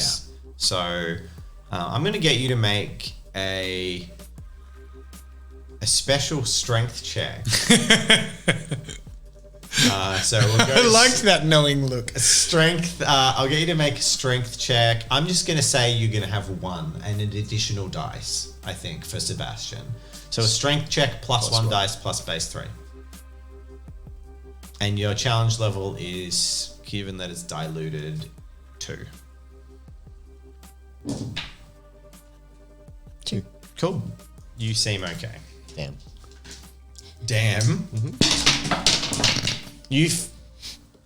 One of the girls starts to get a bit erratic. The other one actually tries to grab your extra drink, and she's like, "This is awesome!" She seems even more empowered by it. I kind of put my hand up. It's not awesome, by the way. Also, thank you for the raid, dreaded GM. Sorry to interrupt and make an editing note. No, it's not. We can. We can thank. I'm sorry in our for finale episode on YouTube. We can thank. This is our finale. The people on Twitch who support us and raid us. So thank you. Absolutely. Every week as well. Thank you, Trey. Yeah. Thank you. And Co. Appreciate you. Did you know I'm so stupid? I have to say this, that despite watching and seeing, it took me way too long to realize that dreaded GM is because of the dreadlocks. I got something faster than someone else. It took me that like never happened 10 times. And then Really? I'm like, that's really clever. I'm not. Anyway, love Awesome. it. I'm going to put my hand up to gesture that she stays her space. And I'm going to say, this one's for the birthday boy. And I hand my drink to you. I'm going to shake that one. All right, now make another magical special strength check with an challenge level 3. You got more in your system. Okay. You pass it 3. to your bespoke system. You do feel a little bit sick, but your body is processing it before it can do much damage to you. The girl that was feeling the effects of it, what did she do? She started behaving erratic, and now she's kind of starting to do that thing where she's like getting a bit swayy. But it's only been like 2 minutes, 3 minutes. What are you doing, Pro? Fuck. I look up. Is there something to climb into ventilation-wise? No, A cupboard. there's the storeroom with the robot in it. There's no cupboard downstairs. can- There's probably like a fuel cupboard, a tool. I go into the storeroom with a robot in it. Yep. Look for a crate. Look for something that I can hide into. You get a thing that goes boop, boop. You're looking to hide. Yeah. About 10, 15 seconds later, the robot turns around. Its forklift thing lowers with an empty crate on it that it has Oh, grabbed on the Django shelf. can kiss you. And I like climb in. I'm like, Climb in the crate, and it just goes woo, and raises you to like the top shelf, and then like slides the crate with you in it onto the top shelf, and then lowers it down and goes back to like its regular working. why do I sign up for adventures? This is ridiculous. Oh my God. About a minute later, the door to the storeroom opens, and you hear the clear sounds of like a couple of people, and you hear voices like, "In here? Nah, clear. No one's in here." They like rustle around the lower shelves and look at obvious places, and then they just like, "Yep, we good, clear," and they close the door and move out. Heart is thumping. On my view, that Kanan and Bagrod haven't moved, though, have they? Nope.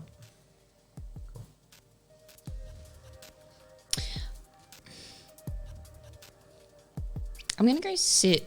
Is it like a bar that they got the cocktails from? Is there a few chairs that if they want to sit at the bar, they can? Yeah. Yeah. I'm going to go sit there. At the bar. You sit at the bar. Over the next couple of minutes, the scene at the... I'm going to get you two to make fresh perception checks. So that's Eve and Sebastian. Make fresh perception checks. Challenge level 3. Let's say, what are Kanan and Bagrod actually doing? Talking, drinking, chilling. So their group is pretty tame. Yeah. They're completely not wild. Whoa. Holy moly. Good perception. 6 successes Eve. for Eve. Finally. And 2, 5 3, 4, 5 for Pro. Great. For Pro. Sorry for Keen eyes. You both read the room. You're keenly watching what's happening, and you see there's a subtle transition of 2 or 3 of the 6 or 7 people that are hanging out with Bagrov get up to go to drinks or toilets and don't return. And then slowly some people just start loitering in places that they weren't before, and they're clearly like gangers and involved in gang operations. So now suddenly there's someone standing at the top of the stairs that lead up to the VIP. There's a couple of people standing behind the bar. They're just looking very casual, but they're clearly like enforcers. And they're slowly like, there's this subtle web of like there's this movement in the bar of it all becoming a lot more locked down and some stuff happening. But no kerfuffle.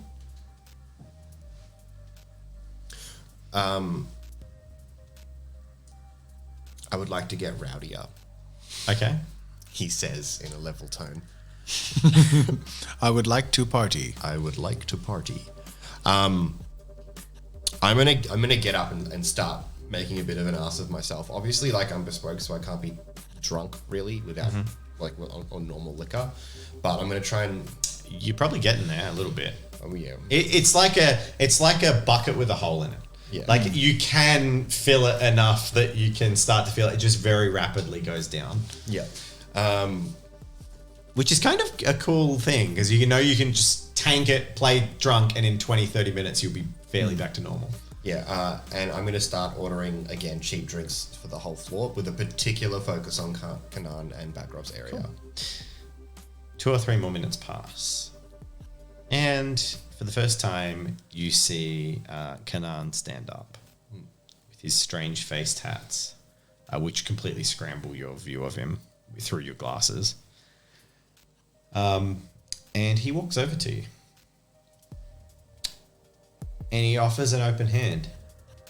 I shake his hand. And he shakes your hand firmly and he says, "Evening, mate. Hey, mate. What are you doing tonight? You know, having a bit of a party." Just out celebrating my birthday. I'm 21. Have a shared giggle. What? Your parents made you 21 or you actually 21? Parents, obviously. How old are you? Old enough. Fuck, you're 5 or 6, aren't you? You're one of those, aren't you? Oh, no. Who gives a shit? Come on, have another one on me of the good stuff. And he goes up to the bar and buys you some top shelf, like strong liquor that's probably 60%. Cool. I'll take it. Cool. And he just says, "Enjoy." Cool. And then he walks back and sits with his friends. Has he What been next drinking to? the ones that I've been sending? They seem to be not being drunk heavily. There's a couple that get drunk, but he's clearly doesn't seem drunk either. But yeah, they've drunk a few of the ones you've been sending. Okay. But they're not intoxicated. They don't seem it. Some of the entourage do, but Kanan and Bagrov do not. And in your time watching them, you've seen them drink probably the same amount as most of their entourage. They just don't seem drunk at all. Okay. Is the club getting quite busy now? Yeah, Downstairs. now it's starting to pop. Turn to a club. I'm gonna go. There's currently a little dance circle down on the bottom floor of young people cheering on a 60-year-old man who's doing the craziest moves on the dance floor. The back of his white suit jacket is now drenched with sweat, but he's still going. I'm gonna go after they've had that conversation. He's left. I'm gonna go check out the bathrooms. I'm gonna accidentally walk into the men's bathroom just to have a sneaky peek, and then walk into the female bathroom. You head into the men's bathroom. There is a man standing there peeing. Nice. No one's passed out or anything. No one needs medical attention. Not in the men's bathroom. Cool. Go to the females. The girl you're with is now semi-conscious, sitting slumped in a chair with your entourage. There's a guy trying to, angle in, but her friends are like, no, which is good. And yeah, the men's bathroom, there's some people coming and going, and they don't seem to care that you're there. They literally just obliviously go about their business, walking straight past you. This is the female bathroom. This is the male bathroom. Okay. You go into the female bathroom? Yeah. Cool. You walk in the female bathroom. There is a girl standing there washing her hands that you immediately recognize as being, well, a bit different. In that she's a bespoke. Okay. But she's just washing her hands. I'll wander in. Cool.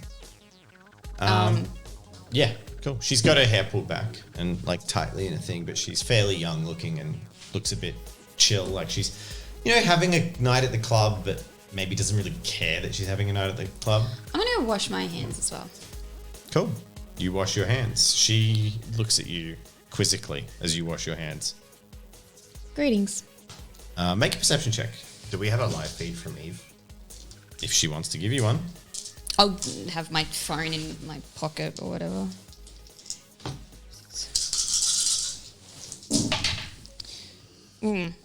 Two. Cool. 2 successes. The only thing that stands out is that their eyes are different color, which could suggest choice by parents, or it could be some kind of contact Cosmetic, or yeah. weird cosmetic. Greetings. Cool. Hi. It's such a shame. So much alcohol wasted. I'm so clumsy sometimes. Haha. Wash my hands. Yeah. Okay. Cool. And then she turns to walk away from you. If you're after a good time, my compatriot is celebrating his 21st today. I suggest you go say hi. You share similarities. I need to steer clear of him. Why is that? I know the guy. Why are you asking, Robot? I am his. What did we give? Was Chaperone. Chaperone, yeah. I am his chaperone for the night. Cool. Well, thanks for the attempted hookup. You're a strange robot. But yeah, no, I'm going to keep my distance. Understood. And then she heads out of the bathroom. And I'll leave after. Cool. As she walks out, she flips, like she pulls out a phone and starts talking. And then the last thing you hear as she walks out of the room is she says, "Yo, Rags," and then just like leaves the room and continues her conversation. Okay. Back to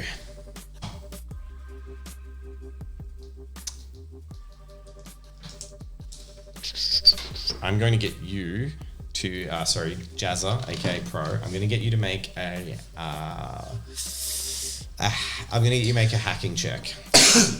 What's this for? It's for you hacking. It's a defensive roll. Challenge level 2. Offensive. Defensive. Okay. Challenge level was 2. You got 1 success. Great. Your connection in your eye, not to you or your situation, but to everyone else, just goes and becomes static. The two of you, same thing happened. Actually, I'm going to get you to roll, weirdly enough, a strength check. Challenge level will also be 2.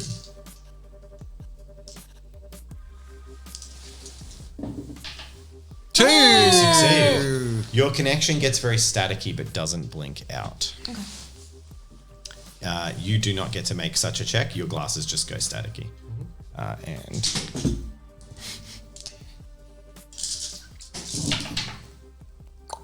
5 successes. In Eve and in Seb's sort of feed, Zhang's text pops up and it just says, they've employed scramblers. They're locking this place down. I'm assuming I'm in a crate and things just went dark. Yep. Just out of one eye. Nice. No, his eye's functioning. It's just Yeah. the connection isn't. Ah, okay. I'm going to make my way back to you and say, You actually notice a couple of people in the club are just like, huh? yeah. And like tapping on their phones and like trying to, and they're like, what? And their phones aren't working. Seb, did you know the woman? Did I see her? Make a perception check. You get +1 dice. I get +1. So you're going to have 1,000,000 dice. Challenge level 4, she's hiding. Oh, she's not hiding, but she's not trying to be hiding. Another one bites the dust. 1, 2, You 3, very 4, succeed. 5. You do spot her and you recognize her as the girl that handed you the tracking devices from Rags. She heads downstairs to the regular part of the bar. If they've shut down, I say she, but they're very androgynous. You're only assuming that because they used that bathroom. Yep. Just hit at the wrong time then. If they've taken out our comms, it obviously means that they're moving in. You can see people set up on the doors. Bro, you seem to be in a pretty... Yeah, I got nothing. I'm assuming I don't hear him. You don't hear him. Yeah, so I'm literally, Oh, I'm wait, like...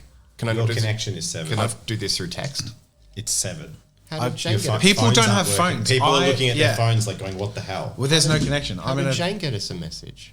Because basically the people who could counteract it with tech. So Zhang and Pro both got a chance to use their hacking skill to like counteract it. And Eve, because she is a robot, could counteract it. Okay, but everyone who lacks that capacity doesn't get to defend against it, basically. Yeah. Okay. I say to you, One of the perks of cybernetics. I surreptitiously say to you, they've obviously locked the place down. So I have eyes on Pro. Should we lay low for now? I can't do anything else we can. Pro is severed from you two. But I can see what he can't. Is that Correct. So it's basically that you've managed to keep your connections to the other people that have managed to keep their connections. Oh. But they're connected with Zhang and they can see what Zhang sees. Zhang right? and Eve are the only Yeah. people who Okay. can connect So to Eve, each you other. can see in the storeroom. Because of the Because- robot. No, because you're through the robot. That's yes. what I'm saying. Through the robot, Yes. you can. Okay. Actually, I should roll for the robot.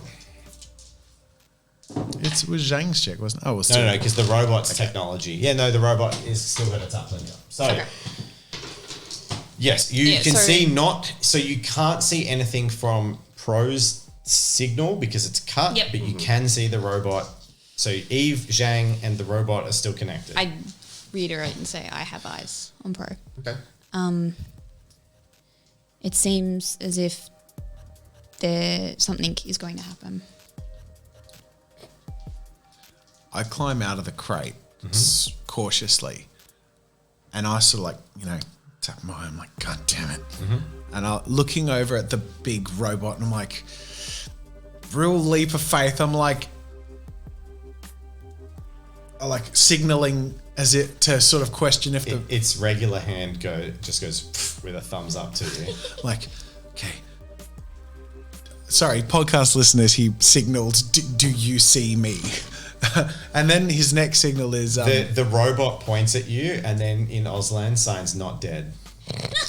it's very cool.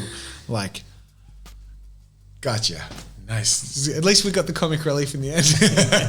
And then I'm like, I sort of signal, should I leave? Should I walk out?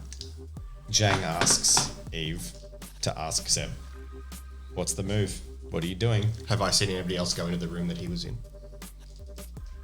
Like, I go think into they the would back have known rooms. that it was checked. There's a few They did people see the not into. You can't tell if they've gone in that room. Oh, from the robot. No one's. Oh, you can't even see the robot. There's staff coming in and out of the back area of the building, and actually at this point, Kanan and Bagrov stand up, and Kanan actually comes over to you and says, "Have a good night, mate."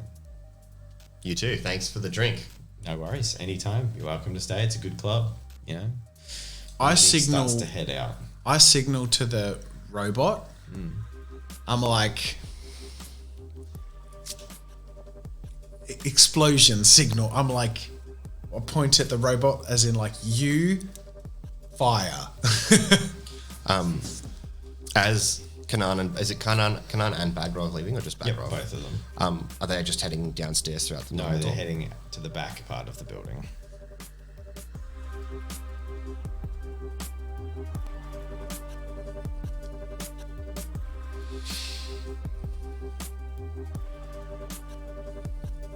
I want to know if there's any way for Pro to get to the roof, but I don't think there is. Hey, I've been there before. Yeah, but getting back there might be difficult. And if they find out, We got to get these people. If we, at the end of the day, we can abort mission, or we can throw shit at the fan and see if there's enough chaos. I know, but by the sounds of it, that they outnumber us quite significantly. Yeah, okay. But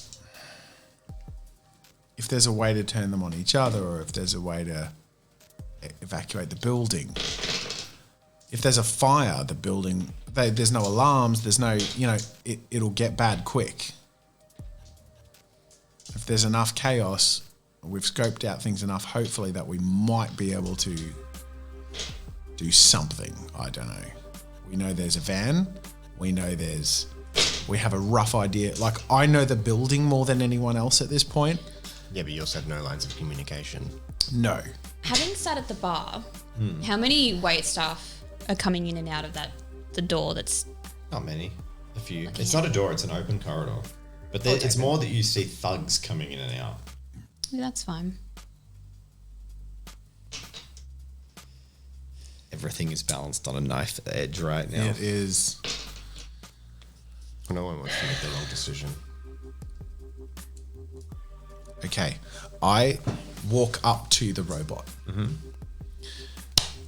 And I say, Zhang, if you can hear me, I think you need to tell Seb and Eve. Typing. Text is just rote coming up with what you're saying. to Not typing. get ready to grab the targets. and I think I need your help to turn this building upside down. I would relay the fact that the targets have gone out their back towards him. The robot signs at you frustratedly, and you lack the understanding, but it doesn't have any other way of communicating. And there's a moment of frustration, and Jang waits for your response. She gets up from downstairs and starts to leave the building. She's leaving out the front door. She coming out. She's going out the front door. Okay. And she messages you and says, I'm happy to act, but I don't want to be here when it happens. And she said, she also says, what have you given me? I've got one robot in the supply room. That's it. Yeah. I'm going to go through the back. So you're going to head down into the staff area. Mm-hmm. Cool. As you walk down there, there's a message that just says, Eve, think about Johnny. And Eve slips out of sight, but you're still connected. Is there a kitchen back there? You don't know. You saw... There's not really... They don't do food service. There's like kitchenette areas attached to They the would have bars. seen my comms. They would have... I think... You've seen... That's why I Yeah. redacted and said you've seen that there is like a small kitchenette in the staff room, and that's probably it. And some small kitchenettes in the bar areas. Okay. So Kanan and Bagrov head down the corridor. You following them. It's all happening now. Tension. What corridor are they heading down? They're heading down just between the two bars towards the back area. Not yet. Okay.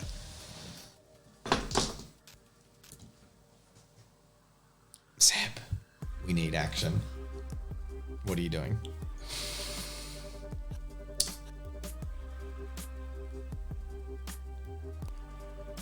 I take the two girls that had the drinks with me towards the back and say, let's see if we can find somewhere a little bit more private. And if I follow the robot into the back room with these two women. Destiny roll for the lot of you heading to the back area. 15 is good enough. Good enough. So three girls come with you. You walk. There's a ganger standing there, and he looks at you and he says, "Private area." Yeah, do you know of one? That depends. On? And he looks at the three girls and he's just like, 3 of them, 2 of us.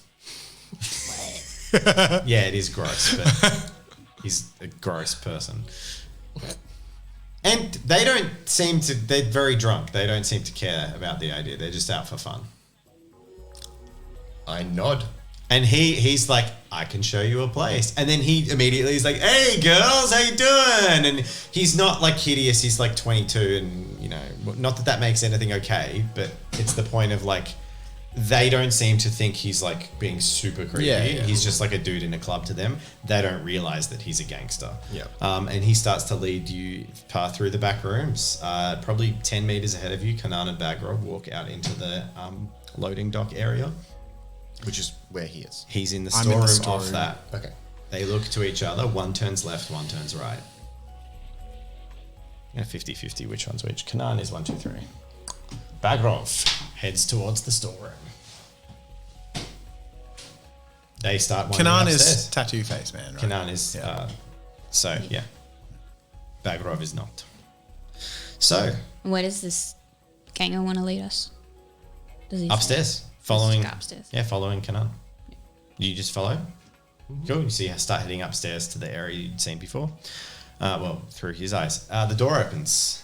You're out of your box. Yeah, I duck between view so that the robot. I'm assuming this is a large robot. It's It like a is. forklift It is. robot. Make a stealth check. Yep. Oh boy, if I had Destiny dice, I wouldn't even use it now because I'd need to save it. 4 Okay. It's a good roll. Oh, I grabbed yours by accident. versus 2. You duck behind the robot. You catch a glimpse of Bagrov looking into the room, left and right.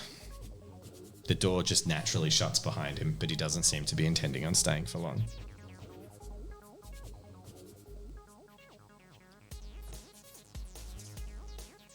I whisper to the robot, "Is that cargo?" He's going to get to make another check if you're talking.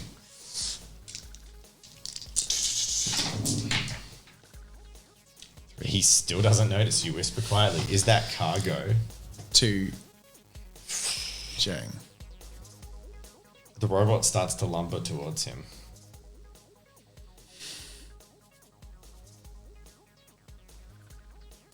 I'm not quite sure on your intent. The door behind him is shut. Yep. Fuck. What weapons has he got? You can't see any. Has he got cybernetics? Yes. Subtly. And you've known that from his pictures. He's got the kind that there's like some little seams on his skin here and there, and you're not really sure what he's got. Fuck. But you know these kinds of people, and you know that they are teched up. They're, trackers. I duck off of the lumbering thing in the opposite direction of his view so that whatever his focus is on, it's going to be on this robot lumbering towards him at the moment. So I duck and find a crate or something to... All right, so you go and hide again? Yep. Cool. Is the intent that Zhang is going to make this robot attack him? It was. It was. To pin him. I think the reality is Pro's not good at thinking on his feet and he makes rash decisions and I just sort of have to stand by those, and this is one of them. All right, you guys are heading upstairs, but there is a flash. It lumbers towards him. It's slow. It's not built for speed, and it starts to sort of spin towards him, and he just... he looks confused, and then his eyes widen slightly as if he's realizing that he's actually about to be attacked, and he's like, this is wrong, and he raises a hand and twists his hand. And now I'm going to roll dice against myself. How fun. Yay. So, Zhang. Ooh, 3. Can I give my destiny point to her?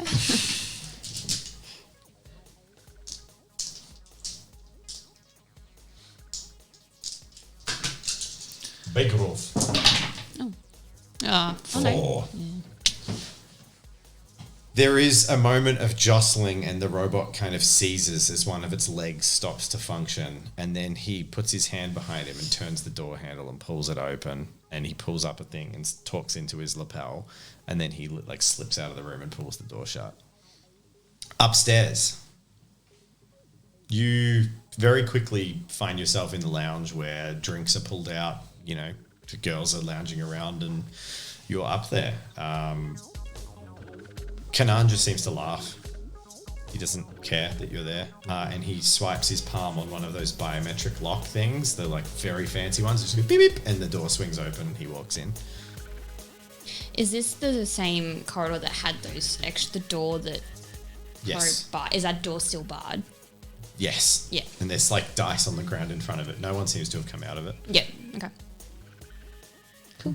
There's also all the other doors and stuff. So you're up there. What are you doing? I want to peek into the room that he's about to open. Like, just sort of casually have a look. It looks like a bedroom from the glimpse you catch. It looks like a very fancy hotel room. Okay. I would just be going along with it, keeping my eyes open. Cool. So you're just there? Like if I look around, if I was to get up and walk away, who would see? No one cares at this stage. The guy is complete. There's only one thug up here. Most of them have spread out downstairs, except 2 that were packing drugs and seem that their job is higher priority. He is completely distracted. So right now, you've got Kanan open the door, swing the door open, walking into the room.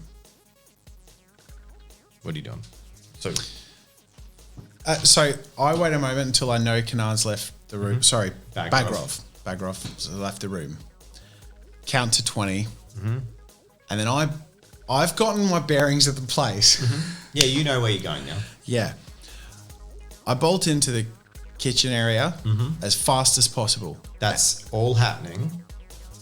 What are you guys doing? Nothing or something? I'm trying to visualize the layout of the building in my head so I can get an idea of where I am. Top floor, Yep. lounge room. There's a stairwell down, and there's like 5 rooms coming off it. 5 rooms coming off the room that I'm Off the big currently in. lounge. It's like very central, big central lounge room. All the windows are boarded. Okay. And Bagrov went into one of the rooms. Kanan, sorry.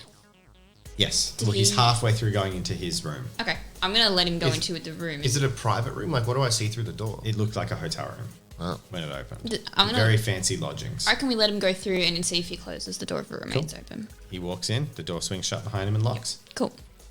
Downstairs. I bolt through the kitchen and start smashing bottles of high content alcohol all through the kitchen and look for something to light. The kitchen. So you mean So all the bar. drinks, yeah, the bar. You run into the bar Yeah, and start doing that. yeah.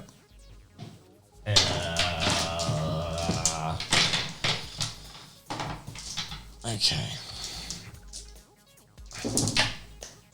They notice you with 5 successes out of 5 and 15 On the Destiny. on the Destiny. The bartenders in the room immediately look at you and are like, "What the hell are you doing?" I just The ignore. robot turns. Completely ignore They it. start shouting for help. And I start shouting for help too. I'm like, help, help! But I'm just like, Upstairs, what's happening? Do we hear a commotion downstairs? I've just gone like full A like little bit. terrier like survival mode slumber like Yep. fucking. I'm just going ballistic. I'm just going nuts. Yeah. Is the guy, the gang that we're He's with, completely he's distracted. Great. Paying no attention to I'm you going to go whatsoever. over to the door handle. Mm-hmm. Is Which it one? The one that Kanan walked through. Yep. Can I try and... Nope. It's a completely secure electric lock.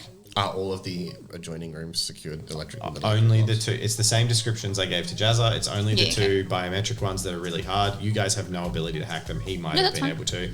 And the door was briefly open. It is now shut and locked. If I tried to smash it... Well, maybe not me, but if it was smashed... You wouldn't be able to. Yeah, okay. It's pretty hard.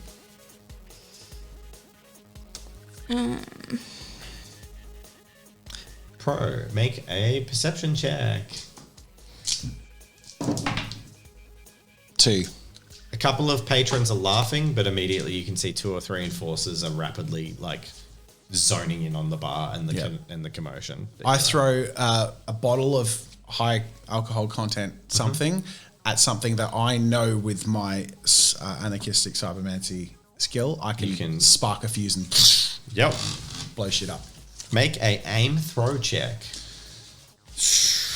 Challenge level 2. This never happens. 1!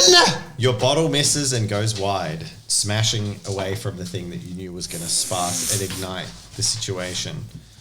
Motherfucker. This is great. This 2 is- enforcers push in and 1 is on the other side of the bar to come into the bar area with you. They are blocking the ways in and out of the area you're in. There is alcohol soaking the whole place. The other bartender you're with has actually just jumped out of the bar, like out into the area. And the robot is just standing there, still polishing glasses while doused in alcohol. Can I put one of my things in an enforcer? One of my chips for Zhang? They're people. You Oh. can put it in the bartender robot. Yes, I'll put it in the bartender robot. Okay, you slap it in. All right, bartender robot. She needs to be 4 successes. She needs to beat 4. 9. 1, 2, 3, 4. She does not. This is desperate. And Zhang has earned PC status.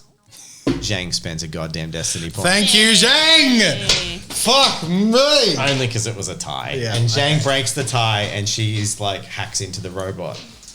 Upstairs, you do now hear commotion. There's a couple of screams from downstairs. Okay, I'm going to... Okay. I was to say, knowing that Kanan has now locked himself in his room, we know Bagrov's downstairs by himself, so I was going to be like, oh, they're all yours, mate, and walk off. Yeah, Cool. I'm going to push something in front of the... I was not going to do it much, but I'm going to push something in front of the door that he's gone through and follow him down as well. Cool. And halfway up the staircase, you see Bagorov coming up the stairs. Is he alone? Yes. Can I pretend to trip into him? Sure. Make a persuasion. It's like performance in D&D. Like basically, you're charismatically lying. Maybe deception. Sorry, deception's more appropriate. Make a deception check. Well, my intent is to force my entire body weight on him as I'm falling down the stairs and take him. Oh, okay. Well, then I'll give you make a strength, probably strength athletics, but I'll give you conditionally an extra 2 dice. And this is Bear Grove. Is this my heroin strength? No, it's just because you're throwing your weight into him and you're up on the stairs, okay. coming down into him.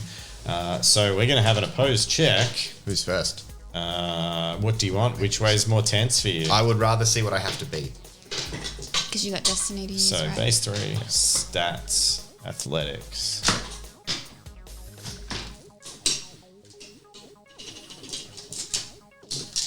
This is what you have to beat. Yep. And one more, because one went out, didn't it? Or did it Yeah, go back 101 went out. in? 1, Yep. 2, 3 successes. Out of 8, I think, or 7. Can I? I think that and I ended up with 1 extra dice. No, there's one there. Oh, no, he has 3 in athletics. That's fine. Can I double destiny, 1 for advantage, and then potentially again if I need to? You can always spend more than 1 destiny. So you want to give yourself advantage? Yeah. Hooray! Ooh. 3 successes. 5. But advantage. successes. 5 successes with advantage. What did he roll? 3. So you Pass. smack. Can I get you- one more? To get a 6. My intent is I want to try and knock him out. Or as I'm falling. Carry him down, smack his head on the bottom of the landing. So we can treat it as a combat roll. So you'll get a level 3 victory on him. But I want him knocked out. There's no Can I? magical knockout button in No. the game. Even if I put burn enough you destiny put a point, level- You'll 3. end up. You have level 2 currently. You just get a level 3 victory, That's all right. which then of course he can counteract with his stats as well. You can And then add you'll be in you can add a destiny point. Okay, You've given you. I'm gonna do it. Rob, we found out through the course of this, Rob really wants like a magic knockout button. I think you need a taser. If I smack someone in the head, like if they're falling down a flight of stairs and they smack the back of their head on the floor, they would But be knocked out. You can't guarantee that you're going to be able to make the head hit the ground. He's got They're the dice. That's in the narrator. No, You've no, used- I know, you can- no, you- no, so you- I agree, but I'm just saying. Like, So if level a 90 4 kilo victory- person fell on me from the top of the staircase. you've got a level Pulled me 4 down. bloody victory. painful. Yeah. But he's going to use his strength to reduce it, and that's the And point if of he's- his stats. So Yeah, he's actually so if He's still actively aware of what's you happening. end up he uses his strength, he can drop injury level, not victory level, right? With strength. Yeah. So what are you doing? Are you inflicting You have a injury level or getting 4 you have a level victory. 3 victory? Well, he spent another destiny. You spent point. 3 total. Yeah, no, it's been 2. Yeah, so you Oh. got no level 3 because No, you I had rolled- 2. I You got rolled 5. He had 3. You added 1. Yeah. That's Okay. 3 more. Yeah. So, what do you do with your level 3 victory? I want to carry him down the stairs, as in like fall down the stairs on top of him. So that's a trip. You're going for the trip. So you trip them. You smash them down the stairs. And I'm going to say he takes a single injury level as well. So he's taken 1 injury level and he's smashed to the bottom of the bottom of the stairs. And then you guys are going to go into combat. Meanwhile, I tap the bar bot and I'm like, burn this fucker down. And I bolt opposite direction. So You're behind a bar. There are 2 guys in the only exit and there's 1 on the other side of the bar. So you have to jump the bar and avoid the guy to get out.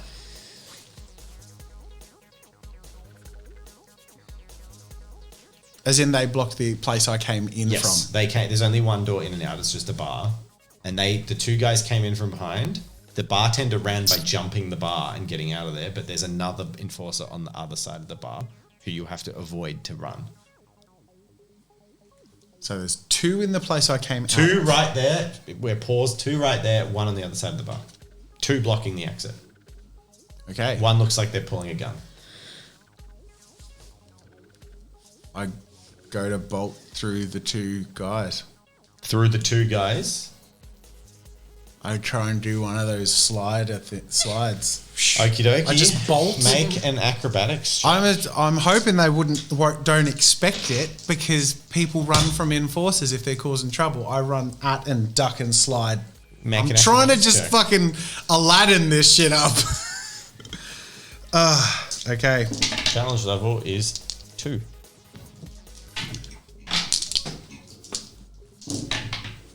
One, two, three, four. You weave through the 2 and they turn. with your rolls. A gun is pulled out. Meanwhile, in a I like to kerfuffle be on the bottom, unpredictable. What's your reflexes? I was going to be like, oh shit, sorry mate, but I've got 0. Okay.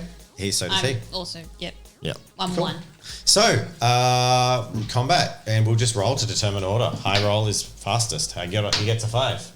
3. So he declares last acts first. What are you guys doing? Eve first. As I said, I wanted to bullshit and be like, oh god, shit, sorry mate.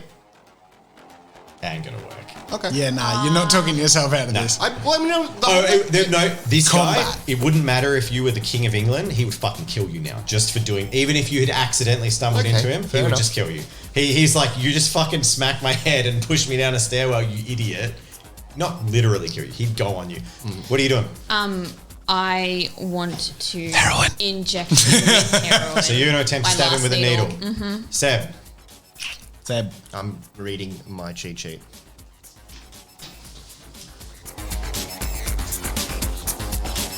Just reading a cheat sheet and we just he's used a point of strength to negate his injury, but he did take an injury. okay. Oh no, half my pages of my own PDF aren't here. Cheat sheet reading intensifies. Yeah, look, I don't know. I'm going to try and incapacitate him by punching him. Gonna try it. Okay. On the ground, so he's there and he just like flexes his forearms and punches out, and these 2 blades just shoot out of each of his arms. Nice. And then he just like roars and attacks for you. But he has -4 dice. Do I get high ground because I'm standing above him? Prone already factors the -4. I don't think That's you his get trait, both. not mine. He stands up then for free.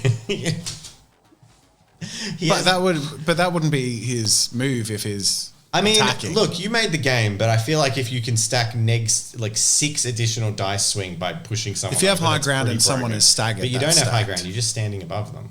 That's not high ground. Yeah, that's fair. Okay. Because otherwise, it's a 6 dice swing from Yeah, one thing. that's It's fair. too It's like much. you're a step above him or whatever. You've pushed him on the ground. Yeah. Okay. So he's had -4 dice. He only gets 5 dice, of which he succeeds with 4 combat rolls. Guys, Oof. He got 4 successes. 4 out of 5. I've forgotten how this works because we haven't done combat in forever. Eve hasn't done combat. Like, I guess there was the time we infiltrated that building. I didn't think Pro would be the one that's gonna get out immediately. Me neither. You got 4 successes. Nice. Nice. What did you get? Can I Eve? destiny? You can Yes. Destiny. You've got none left. Yeah, I do. Oh, you got 1. You got okay. So you get 1 more level 1 victory. How does I've completely forgotten. So only 2 base because of -1 strength. No, because you get +1 from your other. You have 3. 3 base. Yep. Plus 1 for combat. Plus neg. Plus, so no other modifiers because you don't get a bonus for the syringe. But if you succeed, you're going to needle him. I'm gonna destiny to roll for advantage. Cool. Throw the dice. This is so intense. Please. 1. Oh my gosh. Oh, God. What was the challenge level? He rolled 4 successes. Yeah, I can't even. Seb, what do you inflict? You have a level 1 victory. If he staggers him, he'll get -2 for the next next round. round, yeah. But he had -4. He still has -4. Does he still have -4? Well, he's standing up. It's for Wouldn't that have to be That his was intent? for prone, wasn't it? yeah. So Yes. I'm gonna give you 2 turns. He's like calming up. So you have -4 next turn again, and then after that he's back up. So I'd just maybe just go the injury if he's got -4, -4, then it'll be another -1 because I don't think the stagger will stag. Staggered then -4. I think what I do is if you stagger him, I'll add a round. Instead of stacking them, I'll add a round. It takes him 1 more turn to get up. So you have 3 turns at -4. Stagger him again. So you stagger him. Cool. Yeah. All right. Meanwhile, I'm really hoping He scores a level 3 victory on Eve. Oh, I've got Eve. +1 armor. So you have 1 armor, so you can negate that. You can negate damage. You can negate 1 damage down. So he is going to do serious injury. So you reduce it by 1 to 2. So you take a medium injury, a level 2 injury. His his blade just smashes into your leg and glass shards shatter everywhere as Eve's leg is just decimated by this blade. It's not disarmed or anything, but you now have neg 2 and a medium injury. You scored a level 1 and you keep him prone for another turn. What are you doing? You're ducking. I had leaving? bolted out, and I was going to go up the stairs to work my way up to leaving. There are thugs swarming now between out and up. To join up with them is going to be really difficult because you're now going into the area that they've like locked down and filled with people. Also, there's a mob of people chasing you. They're in a stairwell. So, right? out of character, I'm going to kind of suggest that if you run upstairs to help them, you will in fact just bring 6 gangsters but hot on your heels to basically doom you all. So Pro needs to get away from the people chasing him. You've made a huge scene, and then you're going to get to enjoy the fruits of your labor. Yeah. So you're going to start trying to run away and out the main entrance? I think so. Otherwise, I guess you could try and go for the garage door. I'm not saying... So there was that. I was thinking that, but that's still through the big group of thugs, right? Or is that all upstairs? But you wouldn't. You would have to dodge the thugs, but you wouldn't be leading them to your friends. Yeah, no, I'm with you.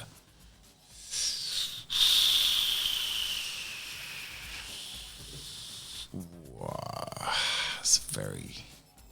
Does Zhang explode the robot and set shit on fire? You need to make your decision before anything happens. Okay. Because you've just pushed through. Which direction are you turning? I go for the van. So you're heading back into the garage and hoping the garage door isn't locked? Yep. All right, you weave right. Behind you, you snatch a glance and you just see the bartender robot turn and it just goes, "Drinks for everyone." And then it shoves its hands and just smashes its hands together and like grinds them against each other. And then its arm breaks in half and then its arm just starts jetting electric sparks. It just puts its arm down in the liquid and the whole bar just engulfs in flame. You hear screaming behind you from one of the thugs that didn't get out of the bar in time. And you duck and weave. Next round of combat for you guys. So does that mean -2? -2 for you. Or, I mean, you can also choose to now go defensively and not attack. And if you go to defensively, what is defensive? I think you just get 2 extra dice or something, right? Yeah, plus 2d6. Cannot achieve a victory level. Where is that? Combat modifiers, cheat sheet 9. It's in the Bottom green digital cheat sheet. It's not the old cheat It's not on this one. No, that's the old. Okay, so plus 2 dice. So you'd counteract it, but you wouldn't be able to hurt him. That's fine. I'm going to go defensive. Cool. Question. Can I disarm him? You can disarm him as a result. That was a really bad roll, Can I Jen. attempt to disarm him?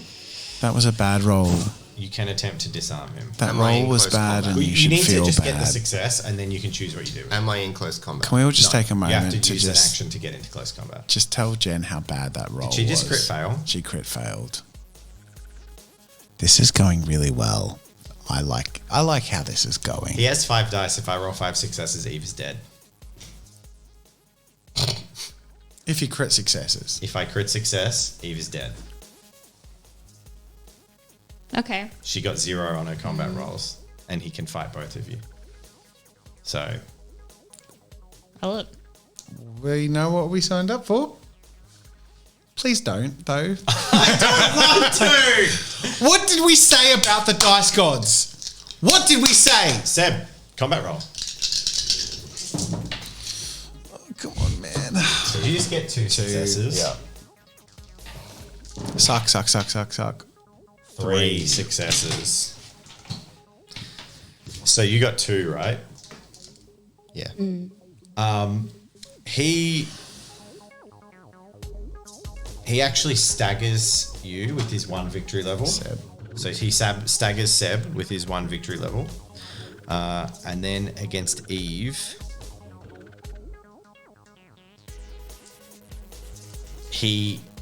as he's standing upright, he's not quite upright. He bull rushes Eve and smashes her into the wall, and then stabs his blade through her chest and wrenches it out again, doing a serious injury to Eve.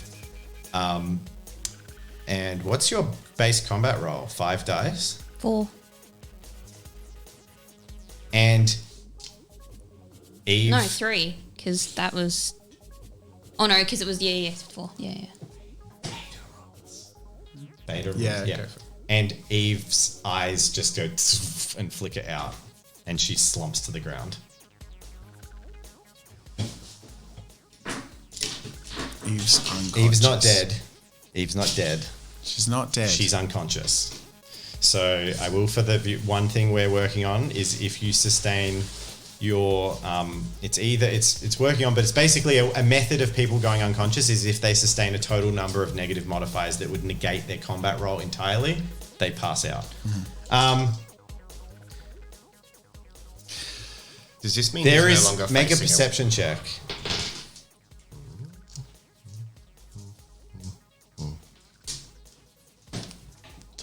Take these filthy dice.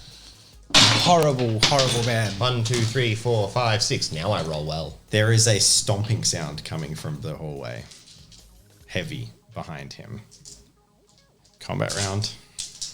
Is he still facing his now stabbed Eve? He just like smacked her and stabbed and then came back at you. He can fight both of you effectively with his combat roll.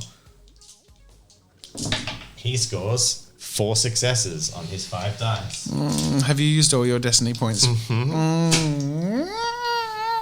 It's the tension that makes the eventual victory fun. We're all going to die. I'm going to defend. So you counteracted your -2 dice with your defense. Yeah, and I still got a 3. 3, So so- it's another 1. So he just staggers you again, knocking you to the ground as he finally stands over you. And he just looks down and he goes... Knocking him to the ground, making him prone. Staggers. Not knocked. He staggers you. But to the ground is prone. Right? Yeah, His stagger. I said he staggered Okay. you. You have -2 dice. He only got a level 1 victory. Yeah. And he sort of now stands looming over you a little bit, and he's like, "Bit of a mistake, pretty boy.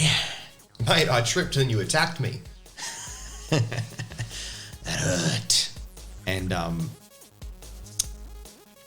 then you see from behind him a large robot. And there's one more round of combat before it hits him.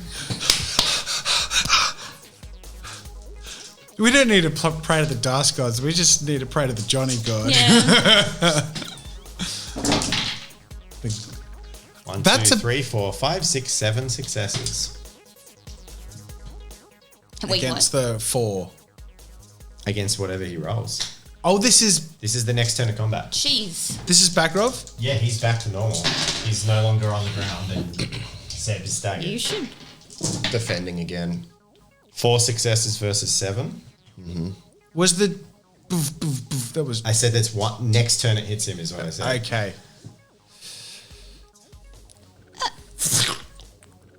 A blade goes up to its hilt in Sebastian's gut. Oh shit. Serious injury. And there, you know, as a bespoke Can I reduce it by 1? with your strength. Oh, well, do that beforehand. It's a medium injury. You deflect at the last moment and a blade slices through sort of the side of your abdomen. It's a nasty wound. And then from behind, the massive object crushes in. It's Johnny, right? Who wants to roll the destiny roll? We're all just like, yes, they're making stuff. 6. It's not incongruent. It's not. A massive Battery. forklift prong swings in Oh, and okay. pins Bagrov. Sorry to against get the everyone's wall. expectations up. I feel I think if it was a 20 or something, it would have been Johnny. But I don't think it is. And for a moment, this thing is beyond a human's capability. If you get caught, like it's too slow to fight effectively, but it is a heavy lifting industrial robot. Even an augmented person, pinned, like just smacked and pinned, they can't even resist against it. Yeah. So it just smacks and pushes Bagrov up against the wall. And it's a forklift. Carry them out. it can't communicate. It smacks him against the wall And then It can communicate with Eve. pins, Fuck! No! Why did I say that to remind myself how Pins screwed we him. are? and turns and starts to run, holding him. And he's like injured. He's like clearly had part of his abdomen crushed. This and is it starts Bagrov. to stomp, Yeah. away from you. What do, Seb? I pick up Eve Cool. and Make a strength athletics check. Challenge level 3. You. Hang on. Hallelujah! He makes it. You pick up Eve. I don't want to be that guy, but did you have your negatives factored in? is Your it negative injuries? to a combat roll, or is it negative in every Physical roll? based dice checks. Oh, you bastard! Why would you say I'm that? sorry. Was it challenge level 3 or 4? 3. Wait, didn't you have more than that many I had dice? 5. But he's got. He's got Negative negatives Injuries. because of his. Only negative 2. Yeah, and I got 5 for athletics for my roll, so I should have only 3 dice. I'm sorry. I'm I- sorry, everyone. I drag Eve by. All right. Fail forward. You slowly drag Eve, but it's loud and clunky. And Everyone hates me. I'm like, I'm so sorry. It's the story it's that fair, the it's dice fair. are telling. It's fair. Yeah. Bro, desperately you get out into the hangar and you run over to the garage door and attempt to open it, and it is locked. Yeah. Is there anyone in this room that I've? No. Okay. It's the empty garage door. And then as you sort of panic and try and pull it up, you turn and this massive stomping form smashes behind you and then basically barrels through the garage door out into the alleyway. Do I see Seb and Eve following, trailing? You don't at this stage. They're a little bit behind. And it smashes an opening for you. Yeah. You see, like, there are thugs around, basically. Out in the outside. Inside coming for you. I- One round's the I clock. go for the van. You run Bolt it outside. for the van. Yep. As you turn the corner and run outside, make a perception check. 2. Cool. You spot as you turn the bend that the cameras out in the alleyway are smoking, and there are 2 slumped figures unconscious on the ground. Love it. You run around to the van and go for the driver's side door. Yeah, I'm hoping that there's keys in there and check for the, You pull the door open and looking down at you see the face of a motorcycle helmet. It nods to the back of the van. Fuck yeah. I jump in. The door pulls shut. The back of the van opens. You open I the back lift of the van. in. Bagrov. This massive robot just comes and like spear throws almost Bagrov into the back of the van, and there's a sickening crunch. And then it turns around and you hear gunshots. A couple of bullets. One goes through the windshield. 5. There's a wet thunk in the front of the vehicle as a bullet fires into something meaty, and the car pulls out, and there's a almost guttural grunt from the front of the car. And the car violently careens backwards, and the robot turns and starts to like flail madly at the at the people coming after. And the car spins out like of the alleyway. Where are Seb and Eve? You drag out, and in the I'm assuming we're out of view of the scramblers now. Like we can communicate. they aren't. So the No, but van. it's Zhang and I. Zhang are, Yeah, yes. I'm asking Zhang. So there's no response immediately. The car's driving. There's no response. You pulling Eve, Sebastian pulling Eve, coming out into the back. You see that the garage door is split open. There's gangers out there. I was going to go into the bar. Oh, well, you see this because the corridor is a T. So as you come down into it, you can see you have to go through the garage to get back into the thing. Okay. So the downstairs into the garage, you see the thing split open. There's like 4 gangers that are wildly fighting this giant robot thing. And where do you go? I want to drag her to the bar. Okay, you drag her into the bar. There is a flame burning massively, basically blocking your path as the fire is engulfed in flame and smoke. Okay.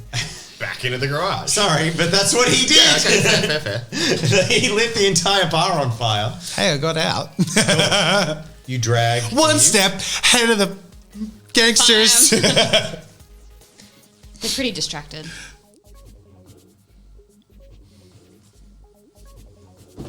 This is intense. Just saying.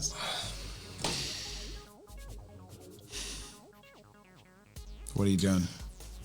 I drag Eve past the gangers, mumbling under my breath about a stupid rampaging robot attempting to bullshit my way and saying that Persuasion. Make a persuasion check. I knew that was coming. Challenge level 2.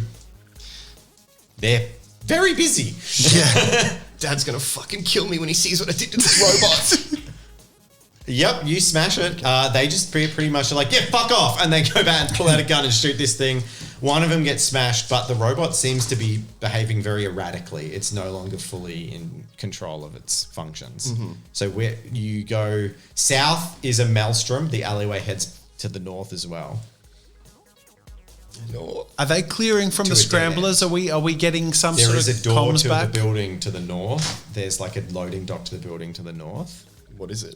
It's the back entrance to Desire's Dalliance. Sure. So you drag her into that. Yeah. All right. So we're right there. The door to the Desire's Dalliance opens. Like you pull it open, dragging Eve in, and you see 3 people playing cards, and they look up at you. And what do you say? There's a robot on the fucking rampage out there. And they look left to right. And they're not busy, gang. Make a perception check. I hope they were the escorts that were outside before. They're not. Dang it.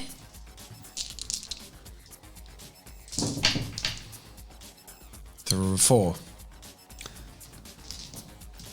Around them you see very worrying signs. There seems to be evidence of people smuggling. And they look at you and they see Seb and they grin and they just go, our lucky day. Cool. And meanwhile, the van, Yeah. driving wildly, in the back, Bagrov pulls a gun from his hip. The gun comes out of his hip physically, and he reaches for this gun. What are you doing? That's a good question. I unarmed combat disarm him. Cool. I'm going to make a combat check Yeah. In close against combat. 3 successes on 3 dice. I roll too well.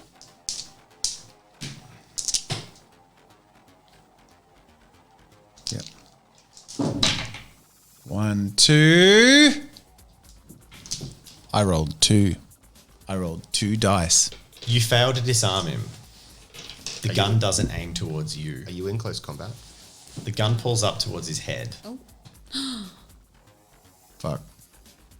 Is he in close combat? If you're in the Yeah, combat, yeah, then sure. you should have a +4. Okay. Thank you, Rob. Thank you. Fine, that's fine. So Do I re-roll my roll? just roll 4 extra dice? Okay. Oh, roll 4 extra. Yeah.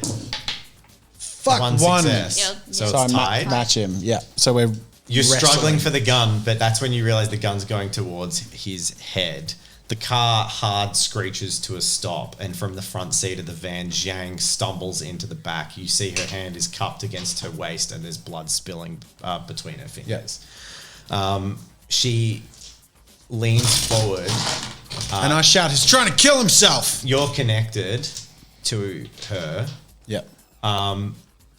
And you just see her, you know how she has her cat claws?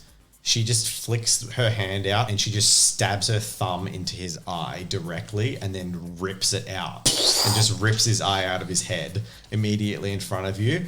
And in your head, it's like scattered writing that's really messy. And you make out it says, "Don't let him."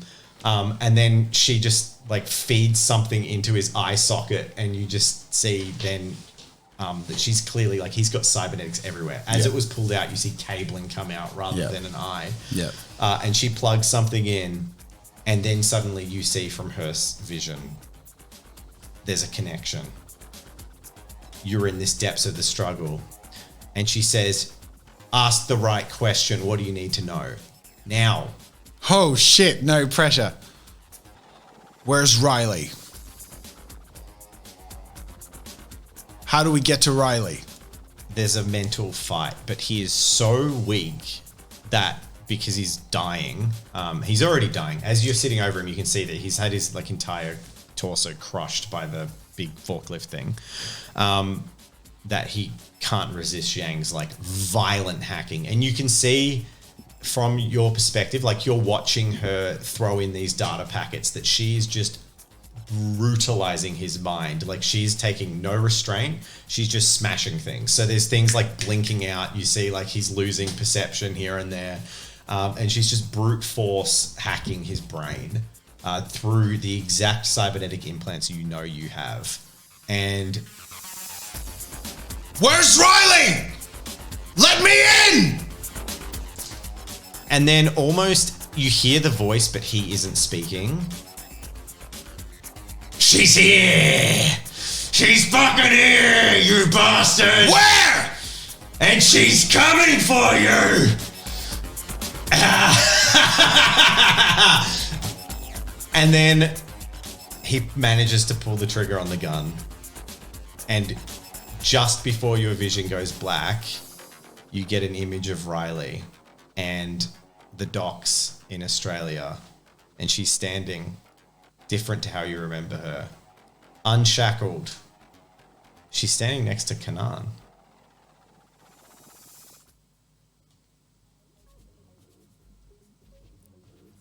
Oh. Okay. Cut away to Cut away to what? Seb and Eve. So this is the cliffhanger. Sorry. This is the I need you to want to watch more. This is a painful cliffhanger. Let's just recap. Your character is at least safe. True. And conscious. Wait, okay. Recap that. first before Hands up if you're completely uninjured. Oh shit. You got stabbed. I was the most fucked. Oh boy. And we're fucked because we went to help him. We didn't even impact him. We didn't have to go. No. This is your fault. Don't do that. No. Don't do that. He's going to carry this anyway. Relax. Everything's fine. Everything is Hey, okay. they're not the busy gang. I gave you that much. Yeah. This is a separate bad slum situation. But it could also be a potential lead, it feels like, to some more story. Yes. And into human trafficking organization. Oh boy. That's what we wanted. My heart hurts. And I'm not sure if it's because of emotional pain or because my blood pressure is through the roof right now. I just realized that you're unconscious and like severely Broken. damaged. Eve, yeah. You got stabbed, you're a bespoke, you'll be okay because you reduced it. But like a verge, like that was pretty brutal. Zhang got shot. How about, but on her side? No, in her abdomen. She's like holding her gut with blood spilling I out drive of a it. van. And you could tell everything was becoming very erratic for her. Like the van driving, she lost control of the robot and she was being very brutal and very fast. Holy poop. She desires assistance. Yeah. I wish I could help. So then my next question is, season 2, at least at the end of this, give us, are we playing our characters? Yes. Okay, No one is out of the game. great. Eve is unconscious. It'll be an interesting way to, it'll need some Okay, so- construction. I can break it down a little bit and say tonight went really well. Okay. Really? Wow. Now I want that to sink in. I want to speak to your therapist. No. I want that. that. Honestly, there were moments it could have gone a lot better. Oh, I thought you were going to say worse. It could have gone a lot better, but for the most part, despite I rolled so hot in that combat. Yeah. That combat, the way you set it up, but you were fighting people who were 3 tiers above you. Yeah. In And terms of also, strength. we could not be in a more outnumbered, outflanked situation at all. The fact that we actually got out alive and happened to get some information is actually what we were going in for. The big, I don't want to say there's no mistakes. It's all role play. It tells a great story. But the moment that switched from going really well to going a lot worse was when Pro went into the VIP bar to the people who were specifically hunting for him and basically just got cased immediately. Because as soon as they knew you were there, they're like, immediately everything changed. Security tripled. And they started putting things in place quietly. They don't need to react and rush. They just like lock down the exits, do this, that. So I think it was a good idea.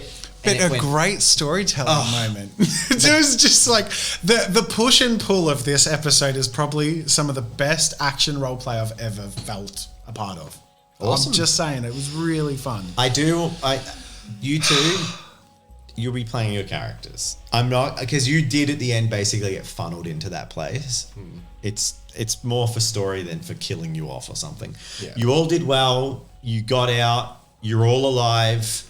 So far, not one person has a fatal injury. All right. Okay, Twitch, relax. Okay. Jang has a serious injury. We could go on forever, but we won't, because at this point it's worth saying we're going to debrief fully. We need to. We really need to. So this time next week we will be doing an unwind session. Now, if you're watching this on YouTube, we stream our Tuesday night, which is Monday afternoon in the States.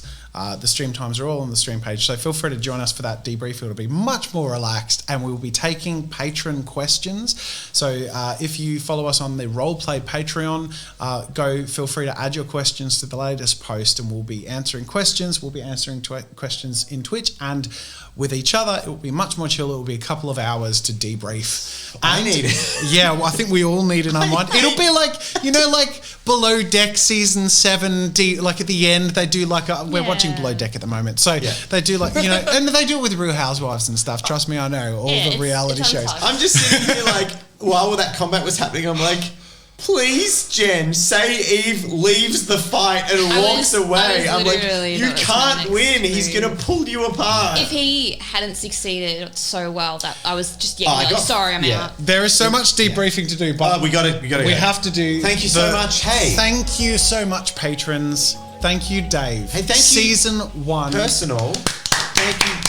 Thank you for my players. You've been fantastic. But thank you so much for everyone and the viewers who've really stuck with it. We can see that every week there is a loyal group of the fans that consistently watch the campaign episodes and listen to the podcasts. And we're going to have a whole couple of hours to really just enjoy soaking all that in. Can you restart it? Yes, so we need to. Our lovely patrons. We need to read our Thank you to wonderful all our patrons. Thank you. And we'll soak all that in together. Thank you, the Dark Fox. Thank you. The Reboot series has been awesome. You guys are a great storyteller group, and I can't wait for other stories to be told. Thanks, you. Time Blink. Professor X, thank you.